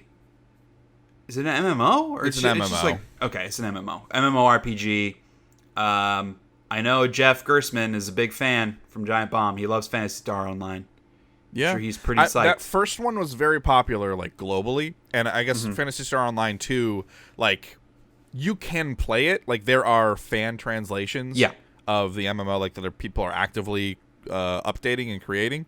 It's like you can play Phantasy Star Online 2, but I mean it's a Japanese MMO at its core, and it like there are dragons and battleships and fantasy stuff and airships and all. It's every genre imaginable mixed together. Much like we will talk about when we get to the Square Enix press conference, they're just like Japanese stuff is so. Like Japanese, it just all seems the same to me now. Like in Final Fantasy, I always felt a little bit different, but even now, Final Fantasy feels the same as all the other Japanese stuff. So that was kind of my response. And I know people fucking love Phantasy Star Online 2. It's one of the biggest games in the East. So cool that they're bringing it over finally, and it has all the content. Blah blah blah. It's coming out in the spring, just like most things are. Crossfire X was really weird. I don't even know what this game is based on what they showed. Why? Other than it's a modern military shooter. Right. Why would you release solely a CG trailer for another modern military shooter? How is anyone going to give two flying fucks about your game? Yeah. Like, that genre is so overpopulated, especially in the PC space. Not as much on console, but especially in the PC space. Why would you just show off a CG trailer? Nobody fucking cares. The only thing that is interesting to me about this game is after the announced trailer or whatever, Remedy who is making Control, that did Quantum Break, Alan Wake. Yeah. They're doing the single player for this game. We'll see. But I'm just saying that's the only thing that makes me go like, Also, like, I thought it was a mobile game because the it was one of those CG trailers where there's no voice acting. Yeah. And, like, in a way that is like, hey, we couldn't afford this. Right. So it made me think it was a trailer for, like, some stupid city management mobile game, War Battle Masters, whatever. And, like, Crossfire X is not... That's a mobile ass game name. That is a meaningless title for a game. It tells you nothing. It's like, this may as well have not been there. And as far as I'm concerned, like, show me what you've got when you have something to show. Don't, like... You're not going to get anybody excited with this. People are just going to be like, oh, good, another one. Well, and that's not specific to Crossfire X, but that's yet another point in the column of why E3 was kind of lame this year is, boy howdy, we got a lot of trailers and not a lot of gameplay. True. Yeah. And I feel like that's where E3 is going more and more, and that is just not nearly as interesting to me. Like, I want to see people playing. I want live gameplay demos on stage. I feel like it just varies year by year. And I feel like this is just kind of a year where we got more trailers. Maybe, but I felt the same way last year, too. It was way heavy on trailers. Well, it was a lot of announcements, right? I think that's part of the problem is we did finally get some gameplay of a couple of the announcements. I mean, there was plenty of gameplay this E3, right? It just wasn't... There were a lot of games announced and talked about at E3 this year, and probably like a quarter of them or a third of them had gameplay. But that doesn't mean there wasn't a lot of gameplay shown for a lot of games this year. But they were also edited trailers of gameplay, not like a person playing the game. That's what I am looking for. That's one of the things I love about E3 is when Fallout 4 was announced. It's like, here is this new game. Let's play it for 10 minutes on stage. That, and let's show you all they did it with Borderlands 3 when they announced Borderlands 3. Like, it was like, hey, obviously that was much longer than they would do on an E3 press conference, but like, that I love. Yeah. Show me the game. Show me what the game is, not a highly edited marketing trailer. Yeah, but I mean, like, that's the way it's always been. Like, it isn't, but that's my point. Is it isn't? It's always been a balance, and this year did not feel like a balance.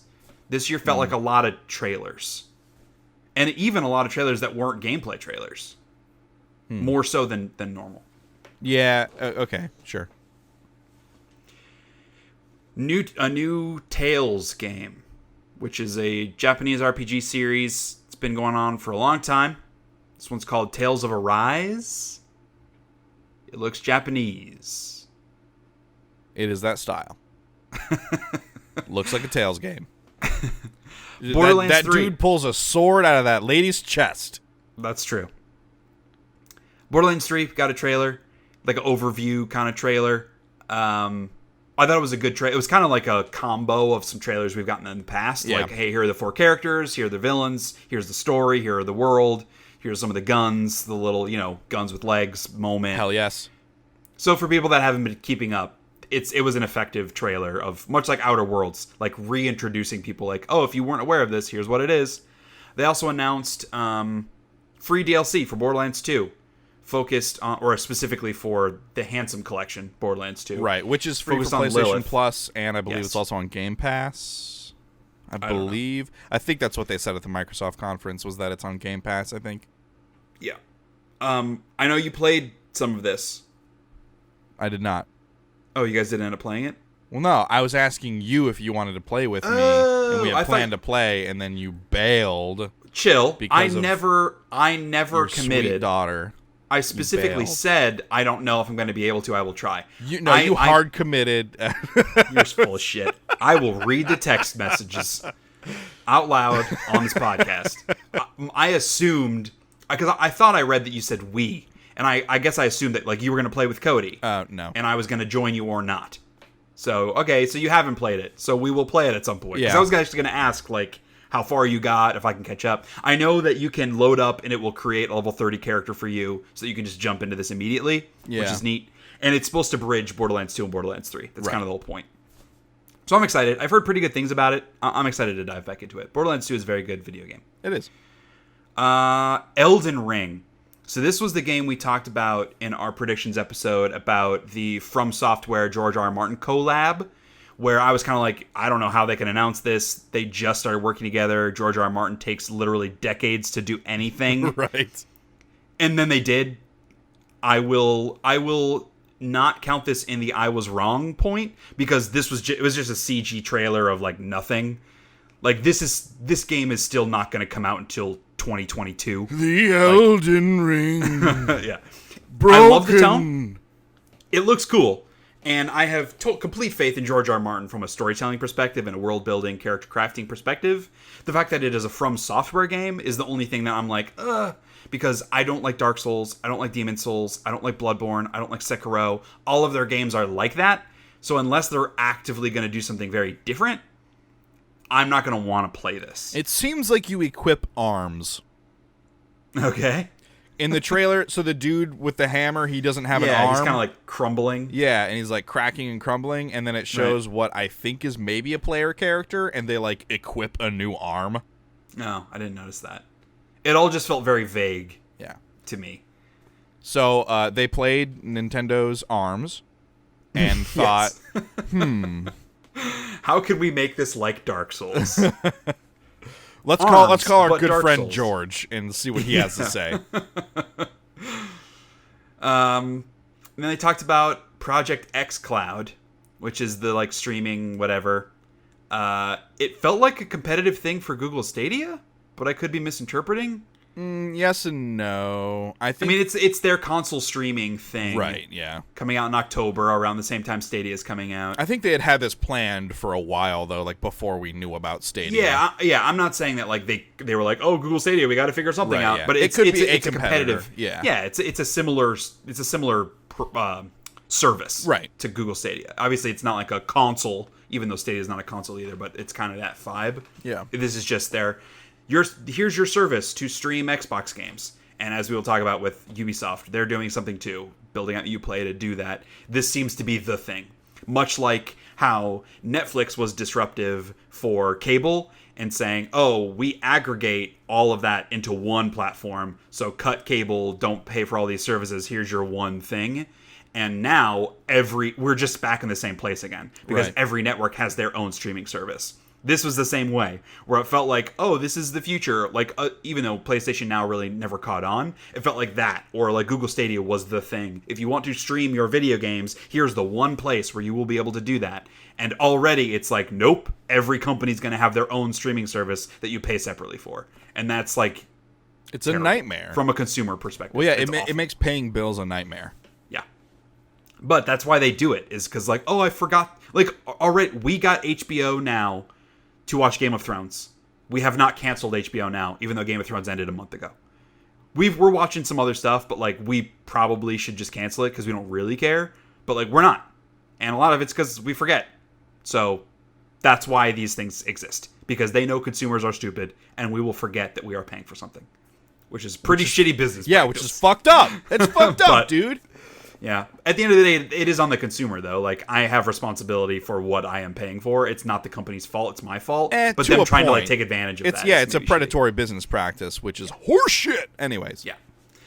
Okay, we're almost done with Microsoft, and then we only have, like, 4 more an hour and a half into this thing. So, new console. It's still called Project Scarlet. That will not be the name of the console when it releases, but that's what they're calling it right now.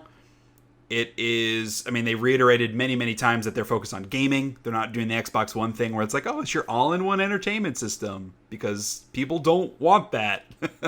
Like, my TV can do this shit. I don't need a console. Like, when I got my new 4K HDR smart TV, I used to use my PS4 to load up Netflix or Hulu. Don't do it because I have an app on my TV now. I don't need a box to do that shit anymore. They said it's 4 times more powerful than the Xbox One X, which seems pretty powerful. That is. Said it can manage 120 frames per second. Yeah. 8K ray tracing. Much like Sony had said that their console is super big on ray tracing. Yeah. A lot of talk about trying to eliminate load times and more immersive for people, blah, blah, blah, which again mirrors the way that Mark Cerny talked about the next Sony console and kind of talked about, oh, the Spider-Man game used to take 15 seconds, now it takes 0.8 seconds to load. Right. Blah, blah, blah. Coming out next holiday, just like most people anticipated. They didn't really talk about anything or show holiday anything that 2020. Made me like... Next holiday, as in not this holiday. Correct. Next holiday. Yes. Not the next holiday, which is this year. Holiday 2020. Nothing about this made me like, I gotta buy this shit. But it is very early, and obviously they will have much more to say next year, in between, whatever. Mostly, given what they talked about and the tech specs, it's fair to assume that Sony's going to be in the same ballpark, because companies always are. Yeah. It's more about, like, the additional service things that Xbox is doing, like Project X Cloud, like their Game Pass, it being on PC, blah, blah, blah. I am mostly interested in those services and what Sony will have to answer those services. Right. That's and not just because I'm a Sony fanboy or whatever. I just, from a competitive perspective, are they still going to be following the same track, or is Sony going to diverge and become potentially, like, if they're not buying into all the streaming stuff, whatever that Microsoft is doing, that makes them probably a little more niche than what Microsoft is doing, but that doesn't necessarily make it a bad thing. Right. It's just a different thing. I'm just curious to see what Sony has to say. Yeah. The fact that they were not at this E3 maybe means they weren't ready to say, or like, I don't know. I don't know what the strategy was behind them not being at E3. It is easy to say that it was a mistake, because we don't know. Yeah. We will only know if it was successful or not when they do talk about whatever the hell they're doing. And then finally, Halo Infinite. Hell they yeah. actually, well, they didn't show because it was just a trailer. But It was a cool trailer though. Yeah, it was fine for people that care about Halo. Yeah. I'm sure it was cool. They talked a little bit more about the game afterwards as well. Like it seems fairly ambitious. It is. It's not like a reimagining, but I don't know. It's the whole timeline feels weird. Like it is Halo 6, but also not Halo 6. That part of it I'm just confused about. Well, no, it's supposed to take place after the events of the last game. But they've also said words of like taking this series in a new direction. Of Right. Like, yeah, I think that maybe is going to play out in the structure of the game. Yeah, maybe. I am wondering if it will be an open world Halo game.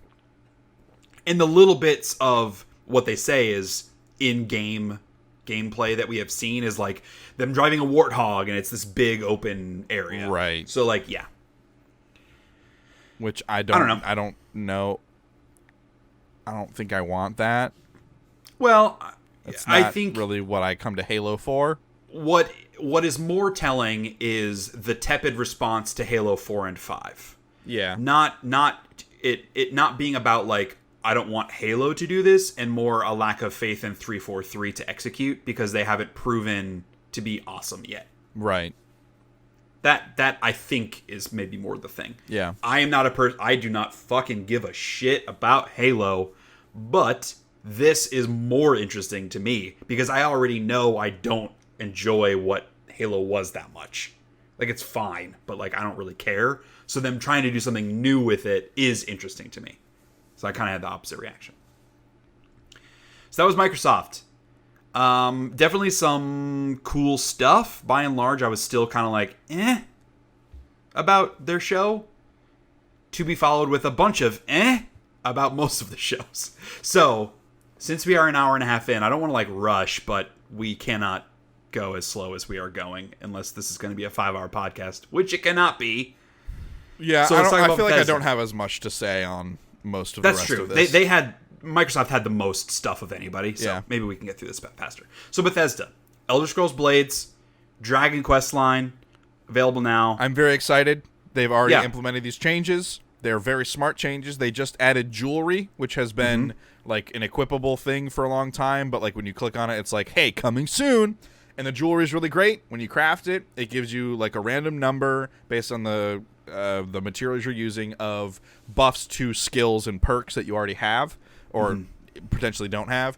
So like I use the spell Absorb, which like when you cast it, the next time you get hit, it absorbs a certain amount of the damage and then heals you. Like heals you more than the damage that you take.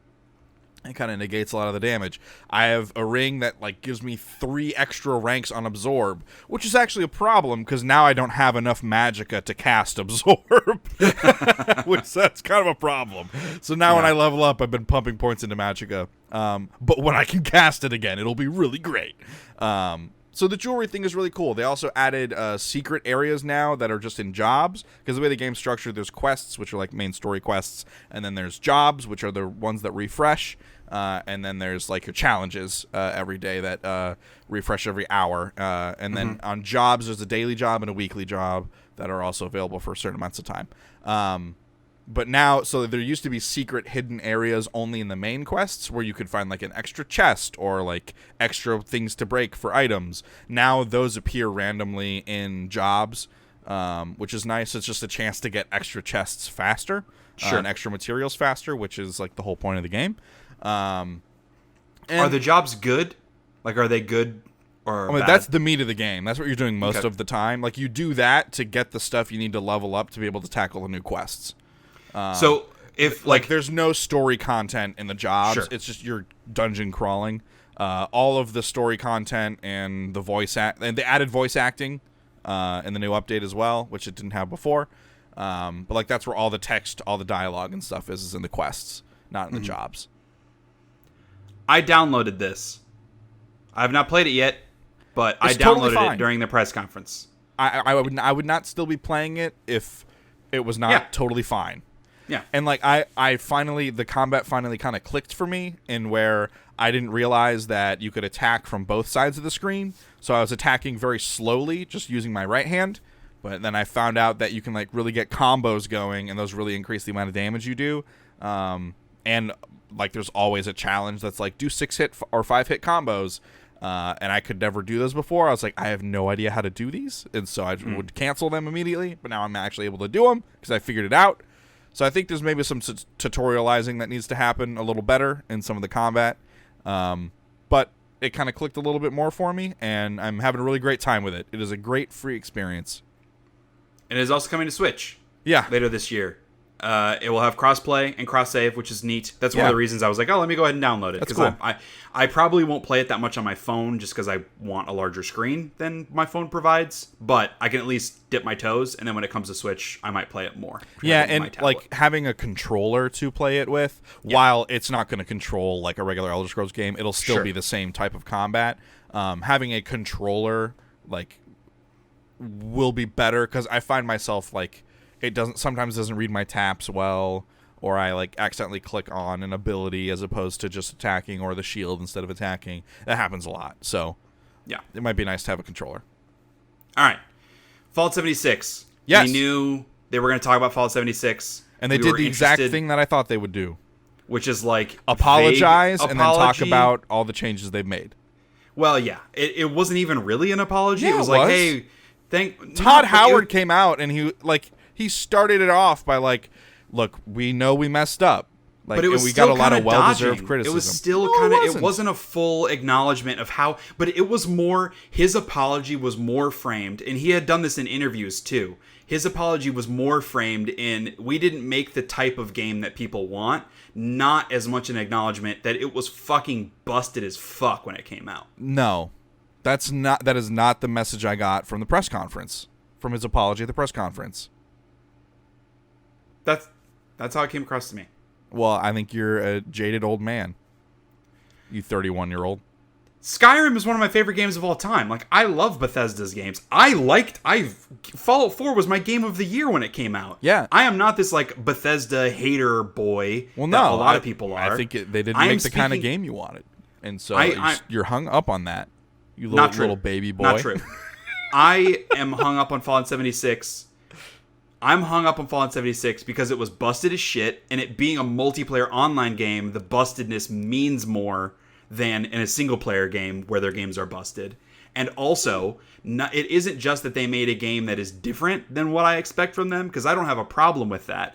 I think they did a bad job of making that kind of game that they were trying to make. Okay. Anyway, our original argument was whether or not he actually apologized for it or pushed it off on something else. I think they had a legitimate apology.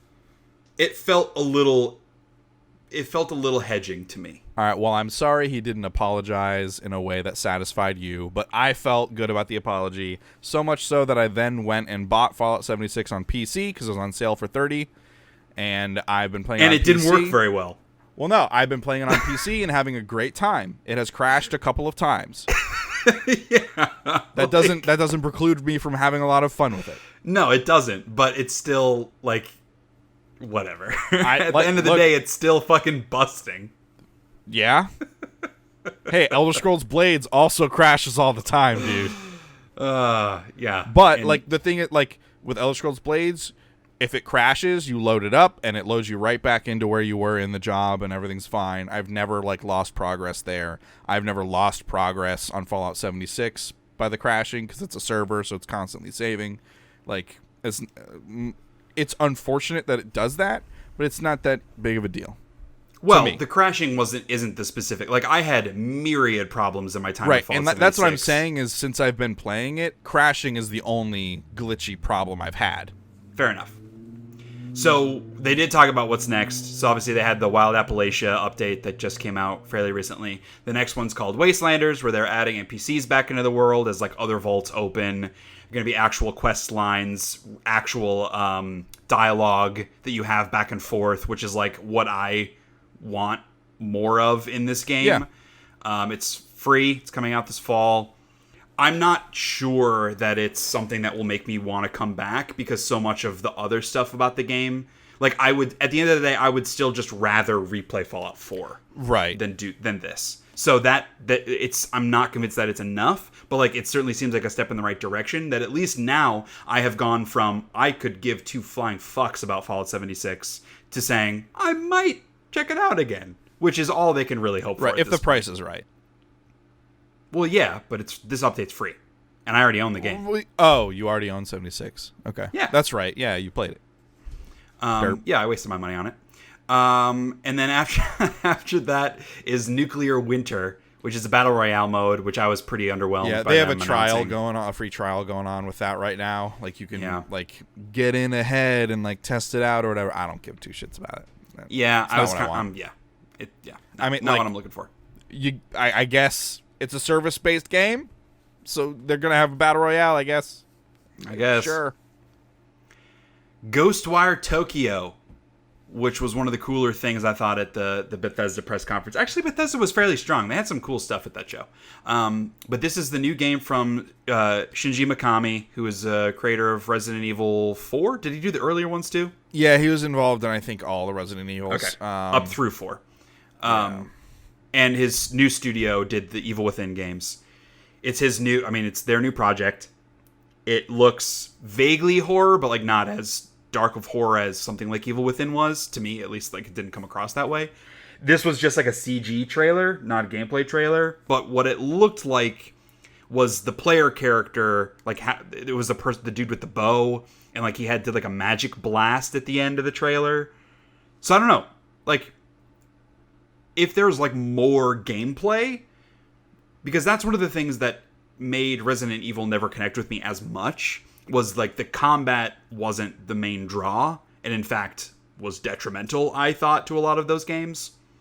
And even in the Evil Within, without having played it, the general feedback seemed to be that the combat was the weakest aspect of the game. So if they're focusing more on that and making it a little bit more, not necessarily like action-y, but like having more combat options, that seems like a positive move for my interest in this type of game. As a big fan of Shinji Mikami and Evil Within and Resident Evil 4, are you excited about this? They explicitly said that it is not a survival horror game, so I immediately care way less about it. Because when I saw Shinji Mikami, I saw that name like pop up, and they said he was coming out to talk about it. I just about fucking lost my mind because I thought he was going to announce like another Evil Within or a new IP that's going to be similar in style to the games that he typically makes, and because that's what I like. And this is not that. This is something else. So I don't really care about it. What I saw does not really do anything for me. They didn't show hardly anything. But like the setting and like the magic power stuff, like that's fucking stupid. That surprises me, given your love for his games, to not like give him the benefit of the doubt. Well, like, benefit of the doubt, I don't know. Like, I like the games that he makes in that particular formula. I also know the kinds of games that I like to play. This doesn't seem like it's that. All right. We'll see, I'm sure, as we see more actual gameplay. Yeah. Elder Scrolls Online. They did like a cinematic trailer for Dragon Thing, the Elsewhere expansion. Their cinematic trailers are always really fucking cool, but have almost nothing to do with the actual game. Right. And like watching them, I'm like, oh shit, I want to play this. And then I remember what Elder Scrolls Online actually is. Exactly. And when I did play it, I'm like, oh boy, yeah, I'm not interested in Yeah. this. Commander Keen is back. That's weird. As a mobile game. I don't care about this. No. It's like stage-based combat scenarios where you're kind of like moving and using gadgets to advance. Well, because it was like we're bringing Commander Keen back. I was like, oh, Commander Keen. It's like it's a mobile game. I was like, fuck, go away. Yeah. Elder Scrolls Legends. This game still exists. It's a CCG. They did a little like real life trailer, which I thought was kind of cute. That's about all I have to say about Elder Scrolls Legends. Yeah, you and I don't really care about that kind of stuff, so. Rage 2 DLC, which we talked about as being something that makes sense. New vehicles, like a motorcycle, and they have like a big mech suit thing that looks pretty dope. They're calling new powers, they're calling them cheat codes, which is a fun idea. Where like, oh, you can make it low gravity and stuff like that. So that's just a fun play on that world. A new expansion called Rise of the Ghosts, which is the new story thing. It introduces a new enemy faction. Yeah, it's still, the trailer still felt like that kind of over the top. Yeah, they're still Mad Max personality. Still marketing it that way when the game is nothing just not fucking like that. Yeah, the game is so not like that. devoid of personality. Yeah, whatever. Wolfenstein Cyberpilot is a VR game where it seems like you're playing as a mech. They just showed it really quick. Yeah. Talked a little bit more about Wolfenstein Youngblood, which is the smaller sequel to Wolfenstein where you play as BJ's twin daughters, or are they twins? They're sisters, whatever. They might be twins. Yeah, it's co-op. Feedback has been pretty positive about it. When the dude was talking about the game, he said killing Nazis like 1,000,000 times, and it started to feel not okay to me. Like, it started to feel aggressive about it. I don't know. You should fucking be aggressive about killing Nazis, Shay. I don't know. It's just something about it felt bad. Like, it just seemed... I'm not defending Nazis. But just, like... I don't know. There's a lot of complicated stuff in history around World War II where, at the end of the day, the vast majority of the dudes that were in the Nazi army were just people. Like, they weren't anti-Semitic. They didn't want to murder everyone. They were doing it because their country was at war and they were trying to serve their country. So, like, the capital letters Nazis, like this representation of Hitler, yes, fuck that. But, like, I'm not saying that every person that was a German soldier in World War II deserves to be murdered brutally. And that seems like that was the way he was pitching it, is this, like, really aggressive, like, yeah, fucking kill all the Nazis. And something about it just feels weird. Tell me more about how you sympathize with Nazis. Dude, please, come on. But, like, okay, to put it into a different context, like, thinking about, and maybe this isn't one-to-one, but thinking about, like, a Call of Duty game where there are, like you go to India and you're in this village and there are a bunch of soldiers there and you murder all of the soldiers. Like, do we want to call them terrorists in capital letters? Or are they just, like, dudes who, at the end of the day, some of them are shit, but some of them are just, like, trying to protect their homeland from an invader? Like, it's that mentality of, like, just because someone raises up a weapon against you does not make them a bad person. No, but you should still kill them because they're going to try and kill you. I'm not arguing that. Yeah. But talking about how much fun it is to kill all these people It's just something about the way that he was talking about it felt gross to me. And I get it, it's Nazis. I get it. Yeah. If there's one thing that we can all agree on, it's that boy howdy the Nazis were bad. Yeah. But like something about the individuals that made up that, I don't know. Something about it just felt gross to me. Just something I noticed. Yeah, I guess like you should have varying degrees of fervor in which you kill Nazis. Like, that's the really bad Nazis, like the higher up Nazis. Right. You should be like, I want to really rip their innards out. Yes. But then like the regular ground troop Nazis, right. You should He's be like, just a dude. Like, I'm sorry, you have to die. Like, I need to kill you, but I don't want to like, I'm not gonna record it and like watch it back later. Yes. And feel good about it. That is something that Band of Brothers, which is like one of the greatest television things of all time, I thought did a great job of that. Oh man, that scene of the point that I am talking crests the hill and there's the Nazi, like the teenager who like just parachuted and down or like, whatever. He's just like waking up, waking up, from like sleeping, and he just like looks at him and just like holds his arms out. And it's just this innocence. Yeah, he's just like. I don't like he's just a dude. Yeah. He's just a dude wearing a different uniform. Yeah. He is not murdering Jewish people in camps. He's just a soldier. Right. That's my point. And so like this like glorifying murdering just a dude feels gross to me. But it is a video game. It isn't real, and even the story that it is telling is fake. It's also pretty fun to kill Nazis. Yes, I'm not taking away any of that. I'm purely like just the way this dude was talking about it felt gross to me. Yeah. But the game looks super fun. I really like the armor. You're in like this like scaly sort of it's the armor suits. from like it's another suit like from the Wolfenstein games.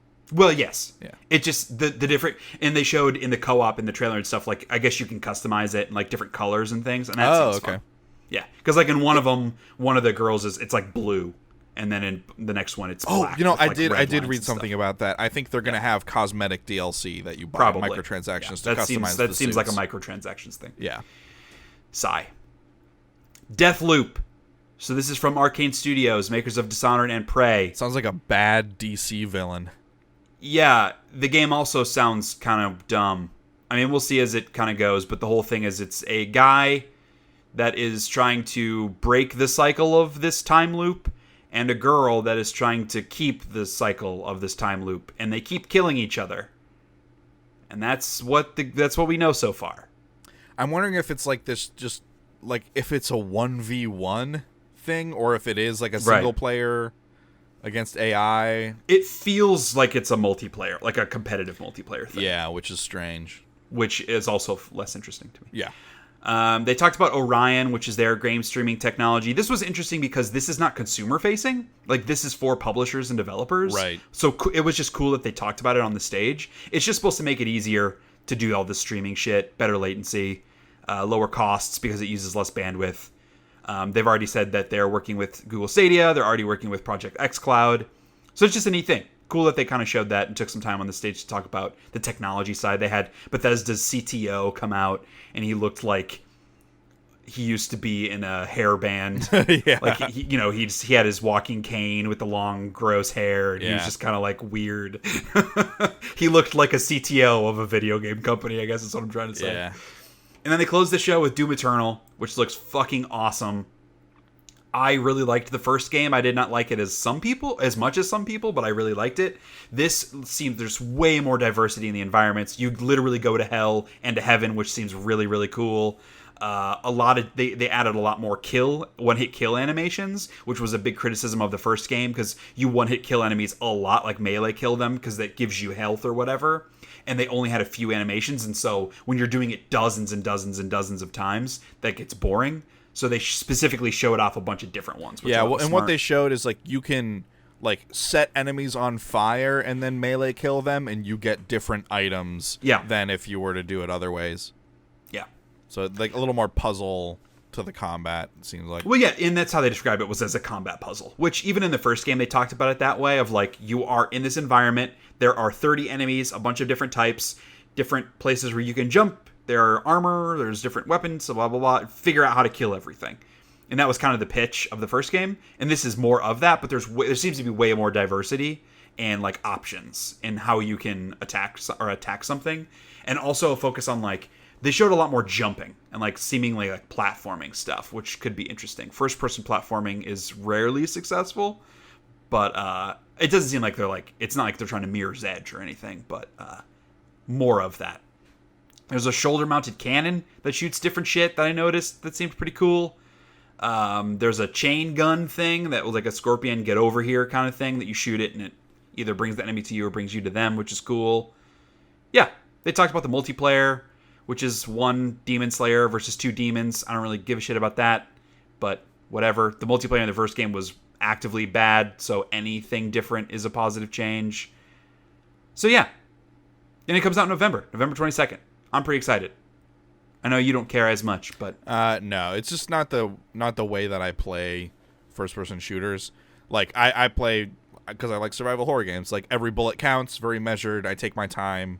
Oh yeah, and this not is what this is going for. No. Like this is like never stop moving, chain stuff together, yes. keep going, don't stop.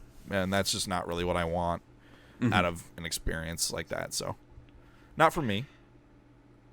And that was Bethesda, which I thought was one of the stronger press conferences, just because it actually had games I'm interested in. Which, as we're about to talk about, Ubisoft, kind of didn't have any games that I cared about in their entire hour-long press conference. So yeah. And I think a lot of that's just because of the style game that they make. I had nothing. They're all kind of homogenous. They all just feel kind of the same. Yeah. So they announced Watch Dogs Legion, which it's set in London. Their whole pitch is like you can play as anybody, which yet again I'm like, hey, that seems like an ambitious idea. It is literally impossible to execute on that vision in a way that will be meaningful because you cannot have thousands of different voice actors. Well, what they thousands said is of different dialogue. They have a lot of voice actors. They did a lot of different takes, but they're also using like voice filters and things like that to change voice pitches and modulation and all that kind of stuff. But they're also based on character archetypes. Right. Like at least the way that it looks is like, yes, you can play as an old lady, but all of the old ladies are kind of the same. So, like, you could pick this old lady or that old lady or that old lady, but they're all basically the same old lady, which, again, that, like, play as anyone, like, not really. You're really playing as, like, one of 15 people. They just all look slightly different from each other. Yeah. So that is not as impressive as what they're saying about it. Everything is drones. Like, they showed a bunch of different kinds of drones, and you're always killing fucking drones, which, just from a gameplay perspective, is not as interesting to me. Because the AI it's not like you're fighting against a human. It's a flying robot, and there's only so many things a flying robot can do. So that combat seems like it might not stay fresh. Right. It has permadeath because you can play as all the different people, and that's like potentially cool. I'm curious to see like how the progression will work since you can recruit all these different people and play as all these different people. But I don't know. Basically, like I was just kind of underwhelmed by what they showed. There is potential ambition there, but like I said, I just don't see how they're going to effectively do that. Mythic Quest, Raven's Banquet. I literally forgot about this until I just read it from the show notes. This is a new television show from Rob McElhenney, the creator of It's Always Sunny in Philadelphia. Right. It is on Apple TV Plus, which is a thing I had never heard of. I guess it is a premium streaming service from Apple TV. Okay? It is about a video game studio that made the most popular online game, and this is their first expansion pack. And it's like the story of them doing that. It looks not good. So yeah. And he came out and was like very upfront of like, oh yeah, we talked to Ubisoft, they were consulting with us, we wanted to make sure we understood the actual game making process. This comes from a place of love about video games, blah blah blah, and that's all well and good. But it just seemed not funny. Right. Which is kind of important. Like you can have the best. Maybe it's respectful of the industry, but it's not funny. So not going to be buying Apple TV Plus to check this one out. Clutch Royale is a new mode, I guess, coming to Rainbow Six Siege. I guess it's like a battle royale, but like 1v1 where people watch you do it. I don't know. Seemed weird and kind of unclear. Also, it's for Rainbow Six Siege, so we don't care. And then they showed off more of Ghost Recon Breakpoint, which they had already announced. John Bernthal is the bad guy, which we talked about. It was like a story character trailer with a little bit of non-gameplay stuff. I don't know. There was a dog. His name was Bam Bam. He was really cute. Apparently, John Bernthal just brings him everywhere because he's trying to like show that, hey, pit bulls aren't an aggressive breed. It's how they're raised. So I guess Bam Bam kind of goes everywhere with John. I like that. Yeah. Bam Bam is also a good name for a dog. It is, yeah. I bought Ghost Recon Wildlands on the Epic Game Store for $5. So I will maybe talk about that next time. I've not played it yet. We'll see. It was also interesting. So they got their like community manager. I don't remember what her actual title was, but she's essentially their community manager. And she said that we're bringing the AI teammates back because they got fucking lambasted. Well, we talked why about the this fuck last would episode. You take them out? Yeah, it seemed like a terrible move. Like there are a lot of people that want to play that game by themselves. Yes. So good that they're bringing it back. The fact that they are just now planning to bring it back probably says it's going to be similar to how it was in Wildlands, which was bad. So I'm already envisioning this eventually turning into you guys wanted this, so we put it in. Like, don't be mad at us. And just like advocating any responsibility for not maximizing that gameplay system. Yeah. Tom Clancy's Elite Squad. It's a mobile game. Hey, which is that new Splinter Cell game, right? Sam Fisher's in it. Yeah, this is the Splinter Cell game we were all waiting for. The idea is kind of neat. Like it's characters from a bunch of different Tom Clancy franchises all in one game, but the actual game itself seems totally forgettable. It's that like XCOM style grid-based strategy RPG. But yeah, because it's mobile, all those Tom really Clancy characters that people know and love. No, but it's not about that. It's just about like it's not specific people. Like that's not what is cool. It's different classes from different games. That is like neat. Hey, you know who's the one Tom Clancy character that people know and love? Fucking Sam Fisher! I was going to say Beard Guy from the other ones. Oh, okay. Tier 1 Operator from insert game title. Tom Clancy. Because all the beard dudes are the same. Just Dance 2020. Modern music is terrible. Mm-hmm. Was funny because there was one of the like top 5 from the most recent season of So You Think You Can Dance was in this routine, which was cool. I was just like, hey, good for you, guy. But that was about it. At least they didn't open their show with it. That was the best thing I could say about that dance. New DLC for For Honor called Shadows of the Hitokiri, which is like a samurai thing. I actually missed this because as soon as the Just Dance thing started happening, I muted it and I walked away from my computer, went to the bathroom, grabbed a snack, and came back and missed the For Honor stuff, which I'm also totally fine with. Yeah. For Honor has a really solid community. I always want to give credit to Ubisoft for how they are supporting their games. Our flippant attitude towards all of this purely comes from a perspective of like, we just don't care about these games. Yeah. So we don't care about the new content for these games. If you're looking for like deep dives on what's going on in the world of Rainbow Six Siege, check out your nearest probably the wrong podcast. Yeah. Go to Twitch. Rainbow Six Quarantine, which bummed me the fuck out because it looked really cool in the beginning. Oh, like there was then they like said the trailer, it's a Rainbow and I was Six like, game. oh, it's a new thing. Like it's something new. It's not another Tom Clancy game. It's not another like typical Ubisoft games as a service. It's something cool. Something cool is happening. And then it was like Rainbow Six Quarantine, 3-player co-op. Pew pew pew pew. Yep. Like it is Tom Clancy's Ubisoft. Like after they actually said like what the game was and announced that it's the new Rainbow Six game, like this feels like this is just a new mode in Rainbow Six Siege. Yeah. That's how rote it feels. Yeah. It's just no creativity, no ambition. It's Rainbow Six, the same shit, but zombies this time. Yep. Who fucking cares? It seems like it's going to be like Left 4 Dead, but Rainbow Six. Right. Like, probably have different zombie types or whatever. I don't know. They showed what's coming next for The Division 2. I don't have anything against The Division 2. People seem to like that game, but again, I just don't care. I had to play it by myself, all their and games it are they're all the same game, guys. Like, it's all the same game. Ugh. They're making a Division movie with Netflix, which actually it's starring Jessica Chastain and Jake Gyllenhaal, who are both good.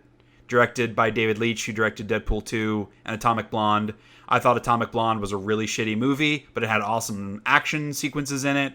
So I could see how maybe they could make a cool. They're making Division another movie that is literally just Atomic Blonde, but with someone else. And Not surprised. It's called someone else. It's called something else, but it's literally the same thing. Atomic Brunette. Ubisoft's streaming service, Uplay Plus. $15 a month, 100 games, including some new games when they launch. It's going to be on Stadia. It's the same thing that everyone else is doing. Yep. So, congrats. Now we're all paying $80 a month to our different game streaming services to play games. Yep. Hooray. Roller Champions, which we talked about, leaked in our predictions episode. It looks about what I expected. It's a roller derby-esque game. Kind of seems like it's chasing a little bit of the Rocket League thing. Yes. Multiplayer, PvP. I don't know why, but it reminded me of Blitzball a little bit. Not like in how you play it, obviously, but that's not like a positive reaction. That's something reminds me of Blitzball. And then they ended the show with the only game that I was like, okay, maybe. It's called Gods and Monsters. It's by one of the teams that works on Assassin's Creed, one of the executive producers from Assassin's Creed, even though thousands of people works on Assassin's Creed. So at the end of the day, you could just say, from the makers of Assassin's Creed, for literally every game. Mm-hmm. Like, I at one point, I probably worked on an Assassin's Creed game. I don't really remember, but it probably happened. I just like the art style. Like, this made me... I wrote down, it feels a bit like Assassin's Creed Breath of the Wild. Very clearly. It seems like they played that game and were like, I like this game. Let's make one of these. That to me sounds cool. Like, legitimately sounds cool. I had a lot of problems with Legend of Zelda Breath of the Wild. I wanted to like it a lot more than I did. The things that I did like about it were fucking phenomenal. And so if they're trying to ape that a little bit with an Assassin's Creed, not even Assassin's Creed, but like a Greek god filter, like that sounds potentially interesting to me. My assumption is it's going to be a much smaller game than something like Assassin's Creed, and certainly than Breath of the Wild. But I am potentially, like, in a press conference where my entire response for 99% of it was, who cares? This, I was like, okay, I will see more. I will watch more of this and potentially be interested. That's all. All right. And it comes out next year in February. I'm glad you had something. Yeah. Square Enix. They kicked it off with Final Fantasy VII Remake. Yes. Which, after what we watched, I still am not convinced that this game is going to come out. Like, they said it's coming out March 3rd, and I still am watching it and going, I still am like, I don't know, guys. Oh, come on. It looks very good. It looks pretty good. The boss battle that they showed. I feel a lot better about the combat. I was really worried it was going to be Final Fantasy 15, which I really hated. I feel much better knowing what the combat is. Yeah, it still seemed a little bit weird, just like it seemed a little bit button mashy, and then you occasionally use powers and stuff. I don't know. It's like something Kingdom about Hearts. it. Which the combat's not the strength of the Kingdom Hearts games. No, like classic Kingdom Hearts. Yes, the combat is not the strength. Well, no, I liked combat in classic Kingdom Hearts. It was fine. No, I liked it. Okay. Yeah. And it also, because it's kind of a mix of, because you still have an ATB gauge that fills up that allows you to use the special powers and magic, etc. And there's an optional mode that you can play in that's more active, where like you hit a shoulder button and then just a face button, and it does those instead of like actually clicking through a menu the way you would in old school Final Fantasy. Like the shortcuts in Kingdom Hearts. Well, sure. And my point is that sounds way more appealing to me. I heard it's kind of hard to actually keep up when you're doing that, because like the other mode where it kind of like slows down and lets you pick from a menu and stuff. Apparently, it's a lot easier to keep on top of stuff. So maybe for like grinding it's better to have it in the like fast mode, but then for like Yeah. harder boss or mini boss battles, you're gonna want to be able to slow down. And But part of it is like that. The action feels so much more fast paced, and the idea that like, oh, it's super fast paced and then it stops, and then oh, it's super fast paced and then it stops. That doesn't sound super appealing to me. Okay, and at the end of the day, this is a game I need to get my hands on in order to know that if I'm going to like it or not. Like, that's just the reality. My reaction was not the same as yours. Of like, it wasn't a sigh of relief seeing the combat. It certainly could have looked worse. Don't get me wrong. There are way worse directions they could have taken it, but seeing this, I am like seeing potential problems that I would have with the way that this is. And it seems like general discussion around like some of the behind closed doors demos and stuff that they gave of the game, or like people getting their hands on it.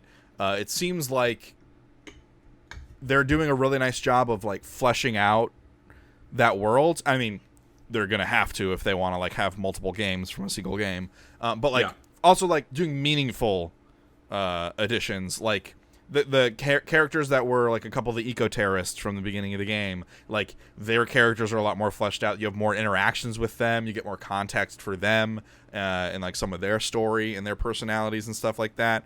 So like that's exciting. Like, not only do we get to revisit this world that we know and love, we get to find out more stuff about it in the process, which is cool. Sure. Yes, I agree. I still don't think the game's gonna come out. I hate you. They showed like a little trailer for Life is Strange Season 2 just to get people hyped about it, I guess. I'm still annoyed that it's so long in between episodes. Like episode 3 just came out. I still haven't even played episode 2. I just kind of...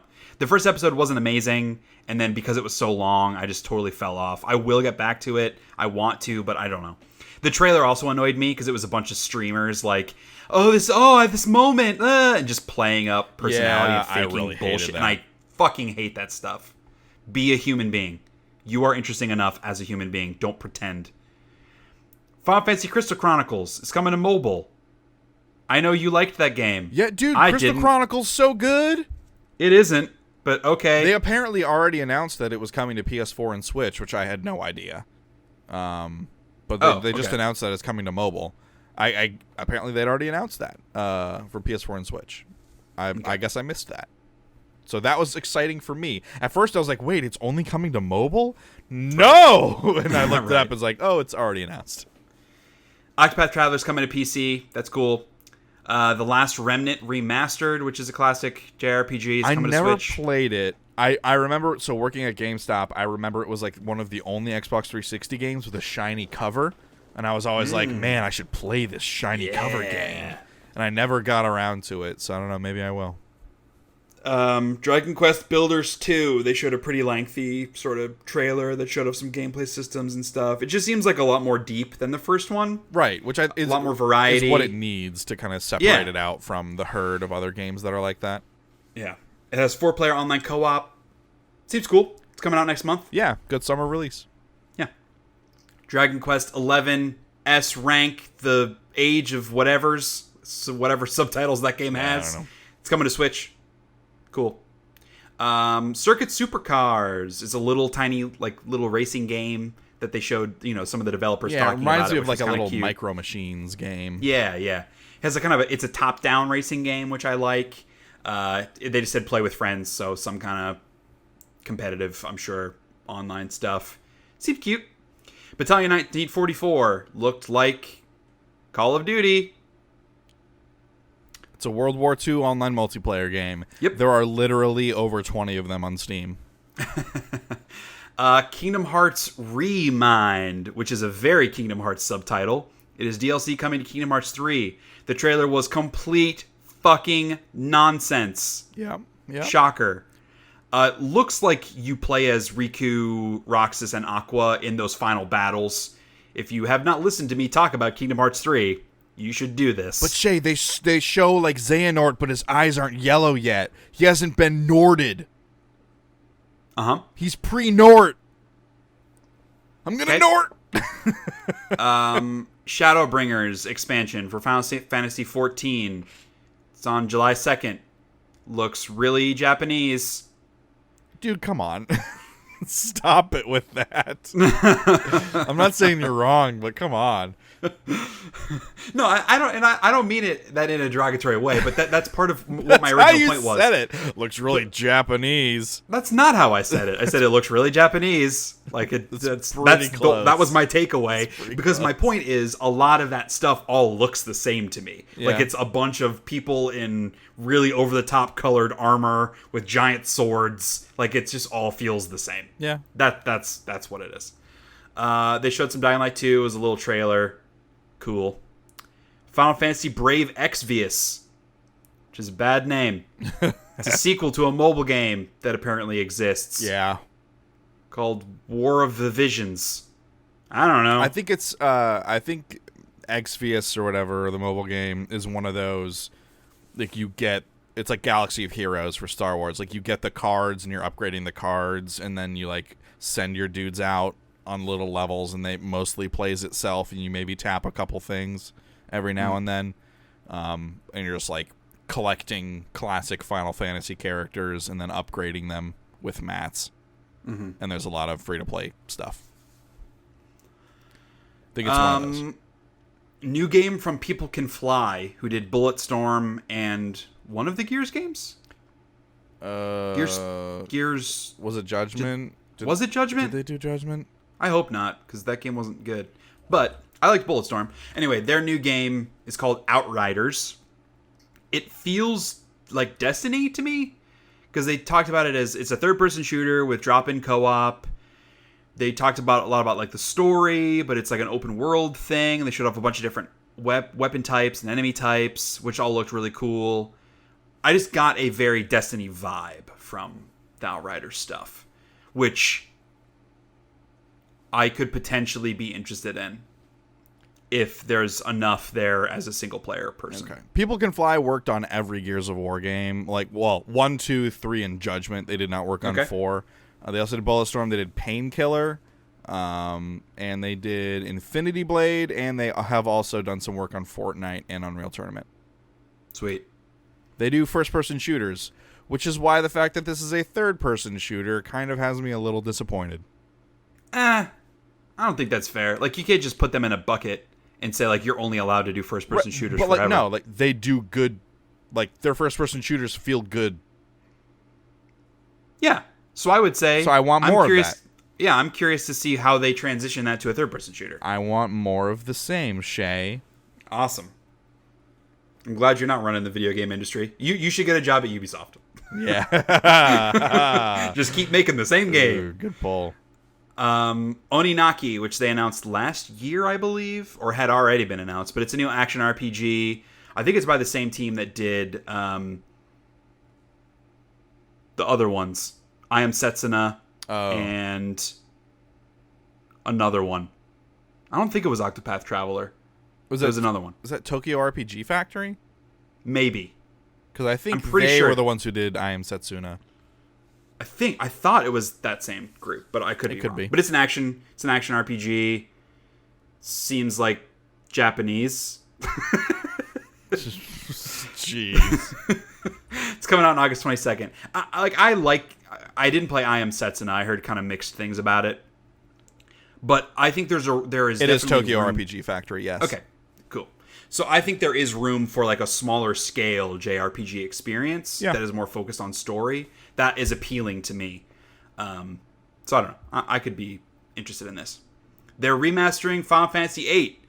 And I wish they would have shown a remaster of Final Fantasy VIII. Because what they showed just looked like actual Final Fantasy VIII, a.k.a. terrible. Well, no, like what they did is they like up-resed all of the textures and then refitted them onto like their regular polygonal models or whatever. And it looked bad. It looked like really bad dated CG. It looks like what you remember Final Fantasy VIII looking like, but not fuzzy and muddy and shitty. But it did look fuzzy and muddy and shitty. No, it didn't. It was very sharp. It did. It's very sharp. I thought it looked bad. Final Fantasy VIII gets a ton of hate because it came after Final Fantasy VII. And they totally changed the magic system and all that I don't think Final Fantasy VIII is a great game. I know you like it more than I do. Yeah. I don't hate it. I'm not crazy but about it. I also don't think it's one of the better Final. I think it is a bottom half Final Fantasy game. I don't know. I don't know that I have played half of the Final Fantasy games. As someone who has played the majority of Final Fantasy games, I am confident in saying it is the bottom half of Final Fantasy. Like, it's worse than 7. It's worse than 9. It's worse than 12. It's worse than 10. It's worse than 4. It's worse than 6. I think it is worse than 13, but I also like 13 more than most. Like, that's a lot of Final Fantasy games that it's worse than. I would rather play 8 than, like, any of the first, like, 6.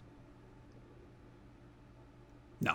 Just because I'm not really nostalgic for that far back. I think those games hold up outside of nostalgia. I think there's an element of nostalgia when you play them. As someone who has read a lot of really good fantasy, I do not think those games hold up. Yeah, fair enough. Finally, Marvel's Avengers, which we had heard leaked or like announced, and they said we're gonna show Marvel's Avengers. This game looks bad, dude. It looks bad. Yeah. I don't get it. It looks bad. Yeah. Everything about it looks bad. It looks like what they showed of Star Wars Jedi Fallen Order. It looks so not morally bankrupt, creatively bankrupt. Like, very minimal effort. They focused more on doing a little mock interview with the actors than they did actually showing us the game, which again is a huge red flag. And hey, it stars all the voice actors you love. Troy Baker as Hulk, Laura Bailey as Black Widow, Nolan North as Iron Man, Travis Willingham as Thor, a guy I don't remember his name as the other one, as Captain America.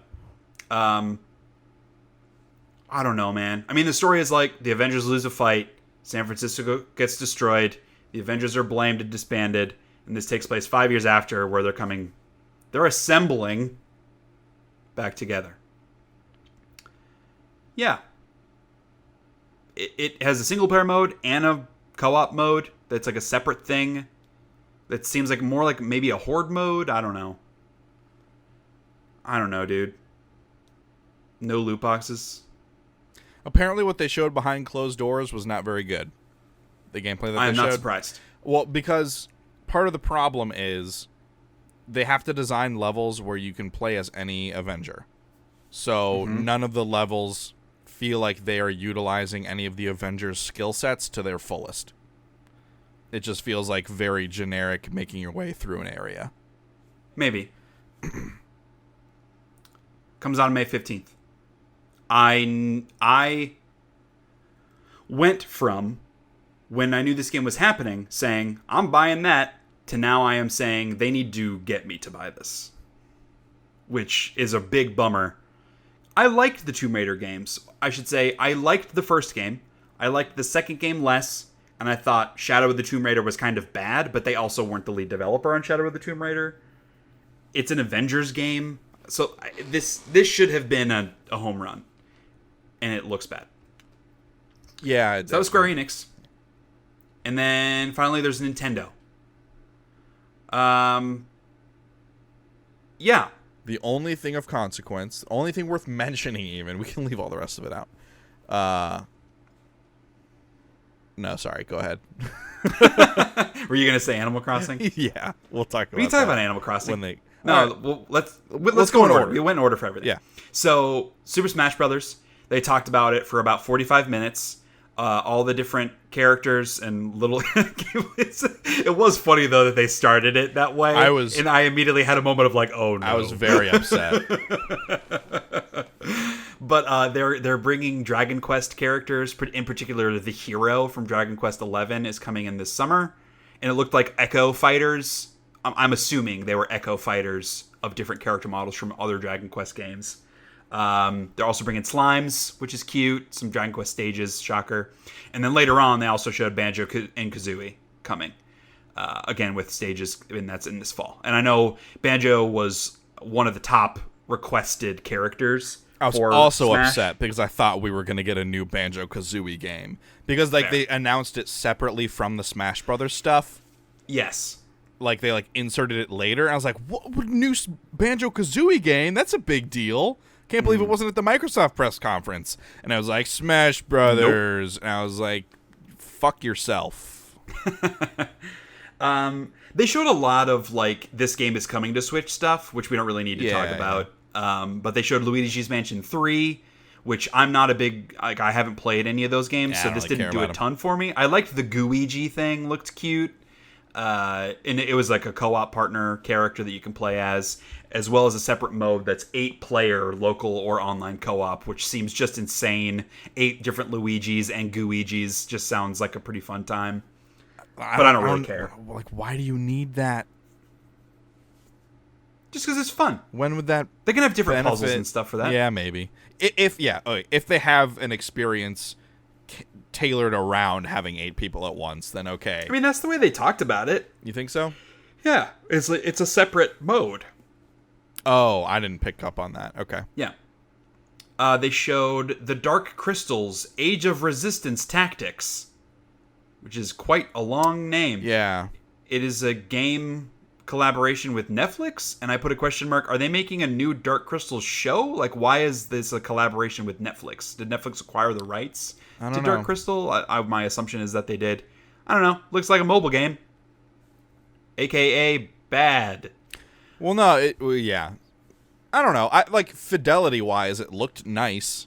But it's like, it's a turn-based tactics RPG game. It's a mobile game. Because all those games are the same. That, like, grid-based action, whatever, like, strategy. Not mobile.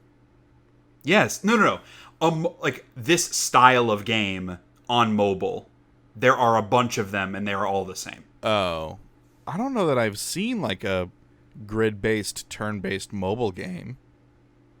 I mean, Gears Pop is that. No. Gears Pop is like a Clash Royale. You're like dragging and dropping units onto the screen. Oh. And like putting them against it. This is like Final Fantasy Tactics. Right. Whatever. I'm not interested. Yeah, like, either way, I'm kind of okay not playing it, but... They showed some more Legend of Zelda Link's Awakening, which to me was the highlight of the Nintendo press conference. I cannot wait for that game. It looks awesome. They also showed a new system where you can like create your own dungeons. I don't know how deep that's actually going to be, but like you get treasure and stuff. But it just seems like a fun thing to add. I don't know. It just that game just looks so cute and charming. I'm super pumped for that game. Trials of Mana. They're doing a new game, or bringing it to global release on Switch. They're also doing a collection of Mana, which has Final Fantasy Adventure, Secret of Mana, and the original Trials of Mana available on the Switch eShop. Cool. Old JRPG now available on Switch. Yeah. The Witcher 3 is coming to Switch, and it looks... I mean, they even said, like, CG Projekt Red even said, like, we had to make a lot of concessions to make this work. So...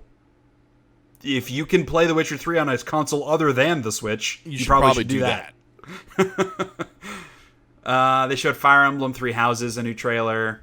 We just don't. That's not our thing, not our jam. Resident Evil 5 and Resident Evil 6 are coming to Switch.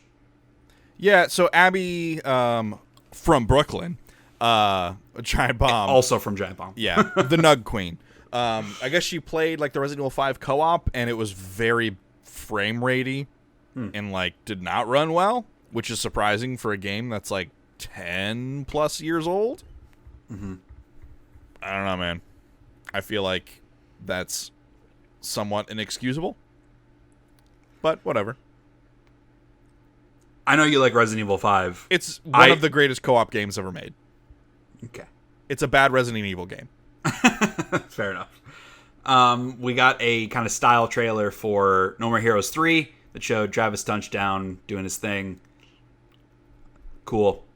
Contra Rogue Core, which is a bad name for a video game. It's a twin-stick co-op shooter. Contra game. It looks they had ugly. Contra Hardcore was a game that they released. Okay. So Contra Rogue Core. They're playing on the old naming convention. Still a bad name. Okay. I don't know. It just looked... It graphically, it looked ugly. Like, it looked like they were trying to ape the old pixelated Contra look and unsuccessfully trying to modernize it. Yeah. But they're also releasing the Contra Collection, which is 10 Contra games, which is now available on the eShop, which is pretty cool. I did not know there were 10 of them. That's a lot of Contra games. That's a lot of Contra games. Well, and they aren't all named Contra blank. Like, some of them have weird names. And I think one of them is like a Japanese or German variant where like they had to change elements because they wouldn't sell it, so they changed something about it. Contra. Yeah. You play as a Nazi. There is shooting. They showed some more Daemon X Machina, which certainly looks like an anime mech game. They also showed like a really brief character running like on foot thing, which, if history is anything to go by, if you make a like ship to ship or mech or flight or whatever, like where you are controlling a vehicle game that has on foot sections, I'm pretty sure it's a 100% failure rate of those on foot sections being good. Star Fox Assault. Sorry. Bless me. Whew. Yeah. Panzer Dragoon they're bringing back, which, again, it just looked bad. It just looked, I mean, it's super on rails. Obviously, it's, you know, like the original game. It's the flying on a dragon, shooting, whatever. There's just not a lot going on. Yeah. It seemed very simple. You lock, you press and hold and lock on and then let go and it shoots. Yeah. They had like a little thing for Pokemon Sword and Shield, and they also had it in their treehouse where they played a lot more of the game. They showed off that like wild area. It's like it has both random encounters and being able to see the Pokemon. So what I'm curious is do the Pokemon only show up in the wild area? Are there only physical random, like not random encounters, are there only physical Pokemon encounters in the wild area? Because that's what some of the verbiage sounded like. But I feel like we've seen in a trailer in other areas where you can see the Pokemon. I don't know. But I could be wrong. But I thought that we've seen that. Also, what do you think about this Gigamax Max Beta? Awful. Dynamax. It seems fucking stupid. It's every time they add one of these gimmicks in a game, it makes sucks. me not want to play the game. Yes, I agree. I will probably ignore it as much as I can. But like you kind of can't, because they said the gym leaders are going to have Pokemon. They will do it. They'll do it. And like, how the fuck are you supposed to not do it if they do it? Yeah. It's very dumb. Seems dumb, but I want to try to give it a chance. The bigger thing that people have been losing their minds over is that you can't import all of your old Pokemon into the game. You can only import Pokemon that exist in the Galar region. So like, hey, there are 900 total Pokemon. There are 400 in the Galar region. So like, if Alakazam isn't in Pokemon Sword and Shield, you can't import your Alakazam from Pokemon Fire Red into the game. And people are fucking pissed about this. And my response is, why? They're making a new Pokemon game with new Pokemon. Why don't you use the new Pokemon?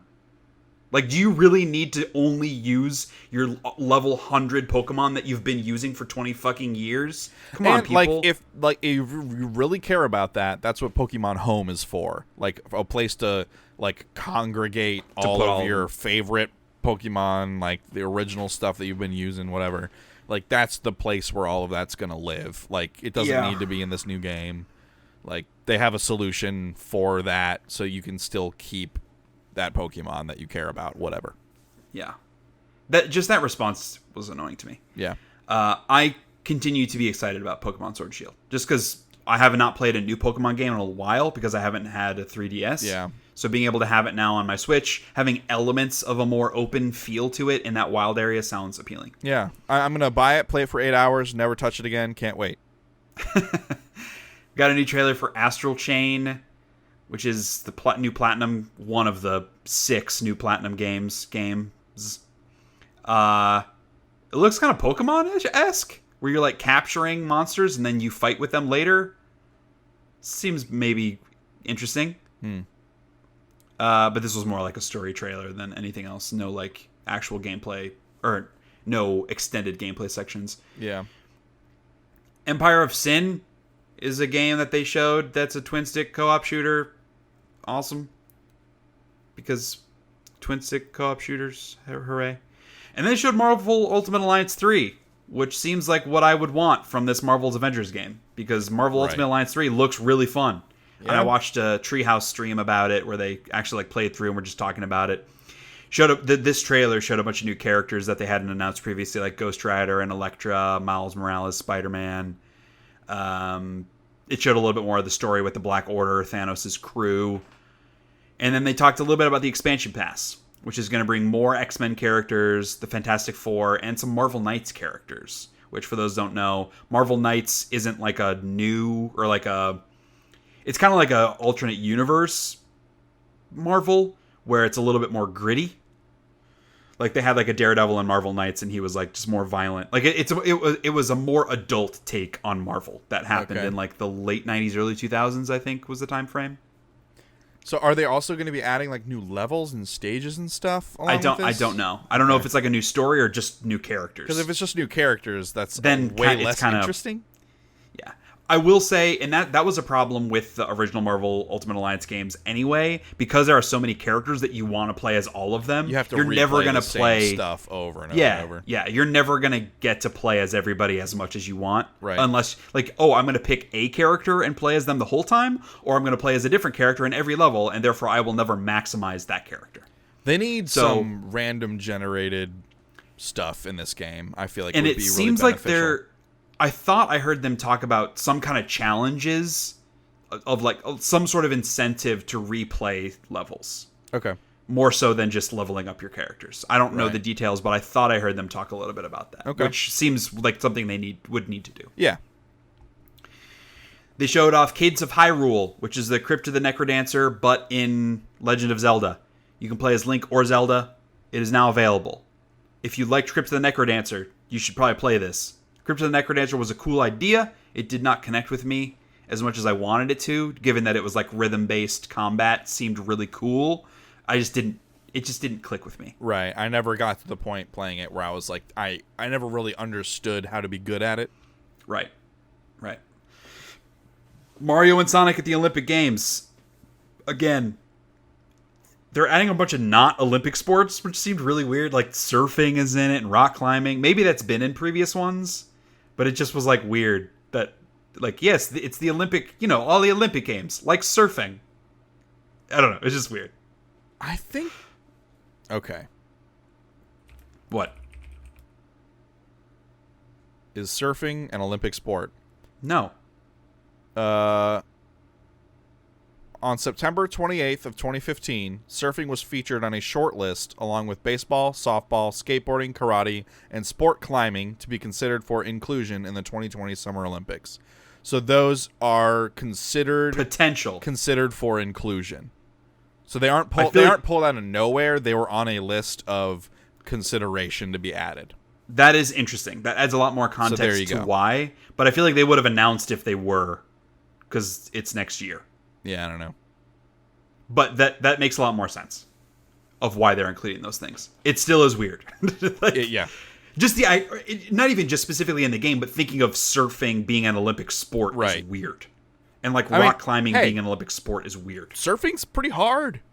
But, no, it's not about that. But also, it seems like it would be difficult. Like, no two waves are the same. That's something weird about surfing. And there are surfing competitions, and they score it, blah, blah, blah. But yes, I agree. Like, there's so much out of your control when it comes to surfing. It's weird. It's a weird sport. No two waves are the same, brah. Thank you, Keanu Reeves. That sounds like something he would say. I know Kung Fu. And everybody would be like, oh my God, you're so right. No two waves are ever the same. It's like people. No two people are the same either. All right, so talk about Animal Crossing. Animal Crossing New Horizons. Yeah. It was delayed to 2020, which is a bummer. I'm enraged, but also I am very excited about what they showed. It looks really cool. I like a lot of what they showed. Yeah. Like, so instead of you come to a town and it is already a town that exists and you are kind of like either taking over as mayor or a new resident, like you start on an island and it's unclear of like how many people are already on the island or whatever, but like you get to pick where your tent is going to be set up and therefore like later your house and all this other kind of stuff. You can put it on the beach for the first time, which you've never been able to do. Like you like basically plop down your tent wherever you want it, and like it has the thing from Happy Home Designer where furniture can be used in half units, moved in half units, not just full units. So there's more degrees of movement in any given area. You can also place objects outside, so you can fully decorate your island however you want it to be. It seems like instead of bridges, maybe you can build bridges, but instead of bridges, like initially, you can like pole vault across rivers, which is kind of cool. It's like a fun little thing. I think the biggest change is crafting. Like you hit rocks and you hit trees and you pick up sticks and rocks and logs of different kinds and build like your tools. Like you can build your tools like axes and nets and shovels and stuff. Like I'm assuming you eventually get better materials and can then make better tools that last longer, because it seems like the flimsy stuff that you make will break, including the nets and fishing rods and shovels, which has not been the case in the past. It was only the axes that would break. So seems like there's going to be some element of upgrading your stuff. You can still buy stuff from like Timmy or Tommy or whoever, but the big new thing is like crafting. Like you craft decorative objects. There's a new element of fishing where like you can catch clams and insects and use them as bait to potentially catch different kinds of fish, which is cool because like that just adds, it's like it's an extra layer of things that you get to do to encourage you to engage in more of the systems.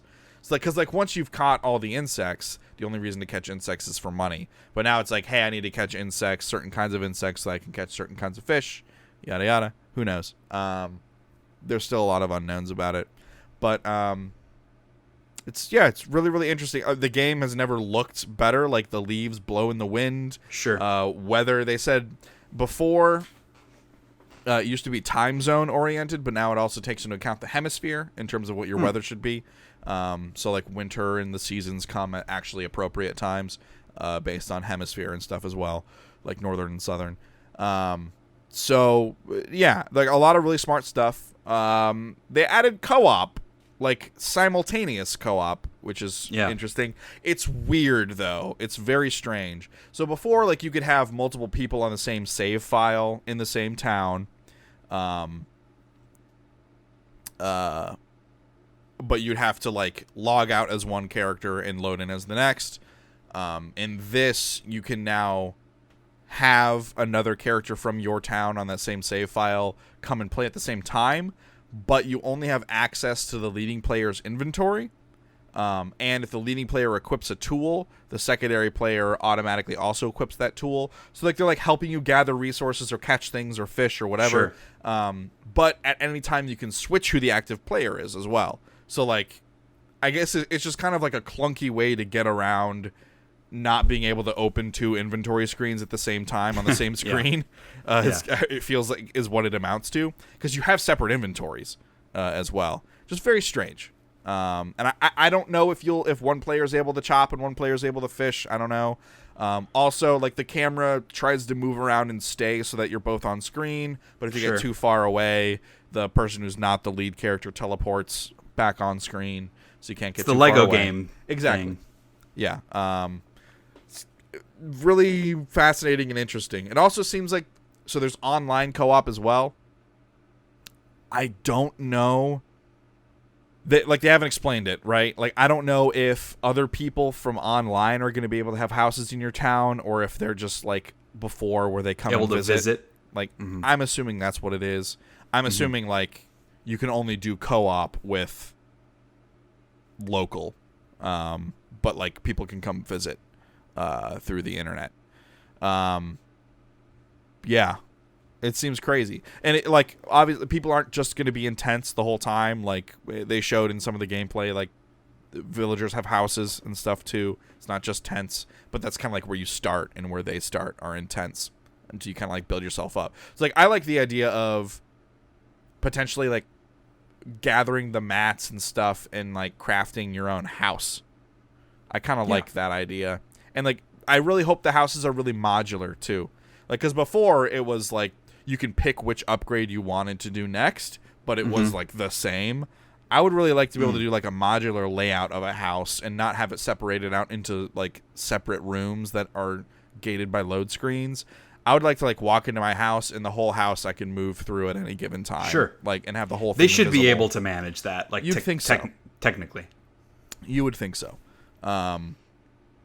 Yeah, a lot of really interesting stuff. Still, like, cool. A ton of questions. Yeah. More questions than I had before I saw this, but I'm excited. not like a huge Animal Crossing person. I liked the original Animal Crossing on GameCube. Yeah. But there's enough here that like I'm certainly interested in checking it out. Seems like a lot of fun. And then Nintendo closed their press conference with just sort of a announcement that a sequel to Legend of Zelda Breath of the Wild is in development. It seems a lot darker. Like, you see Ganondorf's corpse in the little trailer that they had. And afterwards, like, I guess they came out and said that like they were somewhat influenced by Red Dead Redemption 2. I don't know I don't know what that's going to mean, but it feels like, from what they showed, it seems like they're going to take a little bit more of a dark tone, similar to how Majora's Mask was much darker than Link Ocarina. has to take care of and clean his horse, and if Epona dies, then you have to find a new horse. There are 6 different button prompts to pick up different objects. You can only walk anywhere. There's no running. Yeah. Easy, girl. So we'll see. Zelda, come on over here. Let's go check out that dungeon. Yeah, and there was some other stuff that were like not at press conferences that were on the show floor. Like, there was a little bit of Control. Call of Duty Modern Warfare was there. They showed off that new Darksiders game, which isn't actually Darksiders 4. Like, it's a different kind of thing.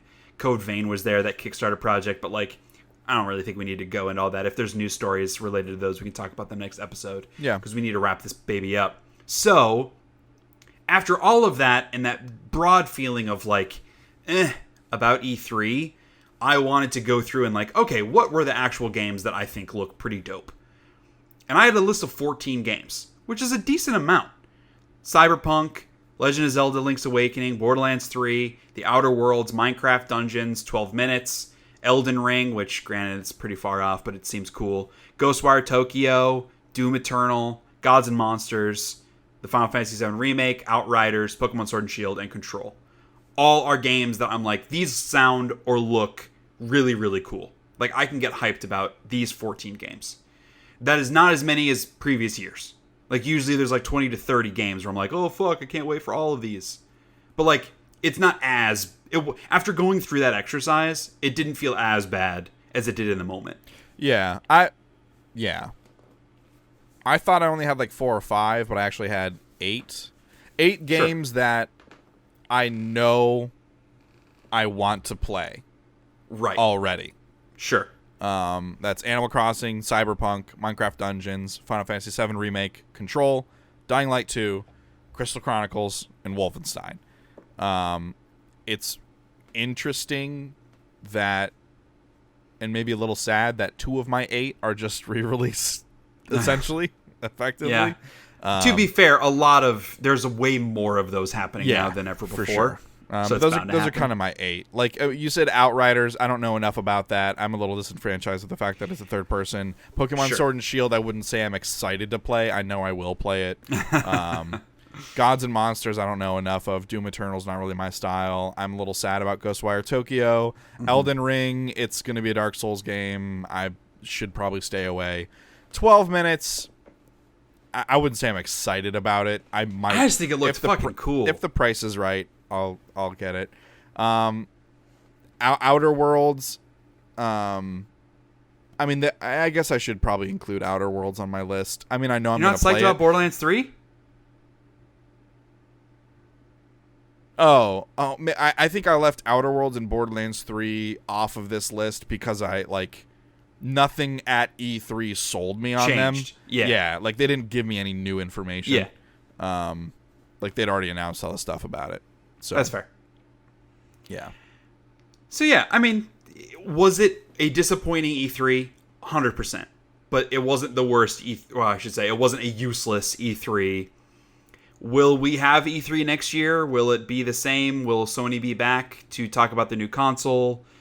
It's impossible to say with all that stuff. I think that E3 is in a very weird place. I also feel like, at least for me personally, part of my meh attitude about E3 was also driven by, like, personal things of just, like, because I don't have as much time or energy to focus on video games, I am feeling more apathetic towards, like, everything in my life right now, because my life is so consumed with being a father now. It's just a really weird thing that I'm still adapting to, and I think that was part of it. Like, in the past, I normally take off work to, like, watch the press conferences and stuff, and, like, I live tweet them, and I did not do that this year. Right. And I don't know if it's a symptom or a cause. So, I don't know. It's just weird. It's just a weird spot. E3 is in a weird spot. I'm in a weird spot when it comes to E3. Yeah, me too. All of it's weird. Everything's weird and bad, but, like, maybe it's good. For me, I think that it's that Sony wasn't there. It's always the one I look forward to the most. I agree. And, like, they have some of the games that I'm the most excited about seeing more of and playing, and the fact that they weren't present in any way really fucking bums me out. Because to think, like, and I mean, granted, I don't care about Death Stranding, but, like, if they had that Death Stranding stuff at their press conference, that would have been huge. Would instantly make you way more psyched about E3. Right. If they had anything to show on Last of Us 2 at all during the show, that would have been huge. If they had more stuff to go show of Ghost of Tsushima, like, that would have been huge. And for me, even bigger, like, a game announcements. Like, if they announced the sequel to Horizon Zero Dawn, if they announced the sequel to God of War, like, I would be way, way more hyped about E3 than I am. So, yes, that is certainly part of it. Yeah. And a lot of that just is because we are more invested in the Sony ecosystem than other publishers. Right. So, I bet a lot of people that are more aligned with Microsoft, like, I mean, maybe not, but maybe they're way more psyched because they're super into Gears. And that's just not, we don't have the same excitement for that. So. Yeah, it's just like also like Fable didn't show up like I was hoping they would. Nintendo didn't announce a Metroid Prime trilogy. Yeah, no BioShock, no Xenoblade Chronicles remaster. Xenosaga. Xenosaga, thank you. I guess, and we could maybe talk about this more next episode, like, it was interesting for some of our predictions that didn't come true, like that they didn't announce the Splinter Cell. After that being in the leak of Walmart Canada last year and it not happening, everybody was like, oh, well, then they're just saving it. And they aren't. Like, maybe there isn't a Splinter Cell game, and they were just wrong on that. Like, that's just interesting to me. The fact that they didn't say anything more about Bayonetta 3, I think, is semi-worrying. Yeah. They announced that game 2 years ago, and we haven't heard anything about it since then. Nothing. So that's, like, there was definitely some weird absentees from what we saw. Yeah. I'm not surprised at all we didn't see Metroid Prime 4 just because they're retooling it. But Bayonetta 3 seems weird that we still haven't heard anything else. And I really expected, like, I feel like we've had something Metroid at E3 like every year for a very long time. Yeah. Like, to see no mention of anything, like not even the trilogy or whatever that was rumored, like nothing. I also, and this is not true of Nintendo because they're not following the same console release cycle, but I think that's a big part of this too, is that new consoles are going to come out fall 2020. Yeah. So there aren't very many times where a new franchise starts at the end of a console. Like, Sony has been very rare. Like, God of War 3 came out on PS2 the year the PS3 came out. The Last of Us came out the year before the PS4 came out on PS3. Like, that is very, very rare for that to happen. So in that sense, it's not surprising that we didn't get a bunch of oh shit announcements of things coming out in 2019 because they're saving the big shit for the next console. That doesn't make it any less disappointing or like any less kind of apathetic towards what was happening, but it's not surprising that it went this way. Yeah. All right. That's it. I'm not going to go into a whole thing, but my hate of the week is annoying people cheering during press conferences that are at the press conferences. It's super disruptive and annoying and selfish. I was most annoyed with the one at Square Enix because their mix of the audio very much included during trailers and stuff. Like, all the other pressers, like, they muted the audience during trailers, but Square, like, left their audience mics on during the trailers, so it's like a bunch of people screaming over the trailers. That was very obnoxious. Yes. So. Yeah. So that was E3. weird. Yeah. It was weird. Another year I feel weird. It's weird. But there's still like, hey, there's cool video games. There always are cool video games. Yeah.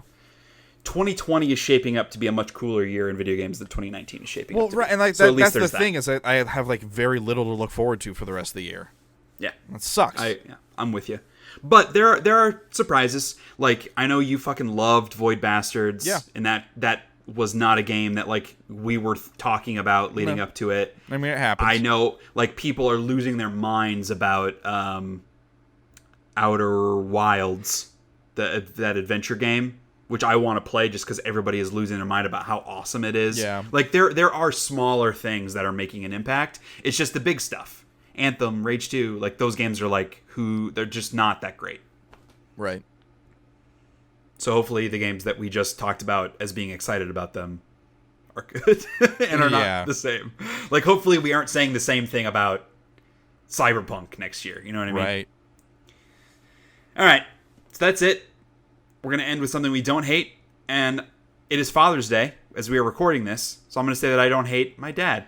Yeah. Which is probably obvious, but it's worth saying. I also don't hate my dad.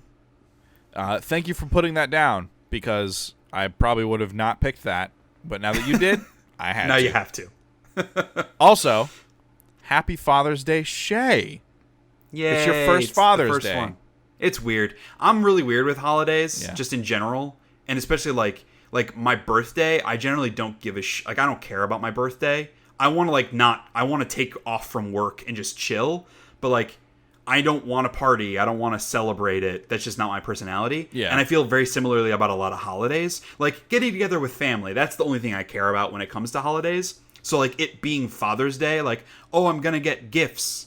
Like, it's not that I'm not appreciative, and the thoughtfulness is awesome, and like, I love that people are passionate about that, and I'm not trying to like put my beliefs on anybody. I just am like, I just don't really care that much for me. It's just weird. I just have a weird thing with holidays. Except for Christmas. Christmas is the exception. Because Christmas is the best. It's the one exception. So, we will be back to our regularly scheduled programming next episode, talking about stuff we've been playing and watching and reading, all the news. There was a lot of news that was non-E3 related that we did not cover today. There was some more stuff about Destiny 2, which I do want to talk about. There was some more stuff about Google Stadia that they talked about that I want us to talk about, but this is already a long podcast, so we're not going to do that today. So look forward to that. We got an email from our good buddy Steve, which we will cover in the next episode. If you have an email, send it to info@sheahateseverything.com and we will read it. Leave us a review on iTunes and we will read that. And we'll see you guys back in the next episode. Peace out.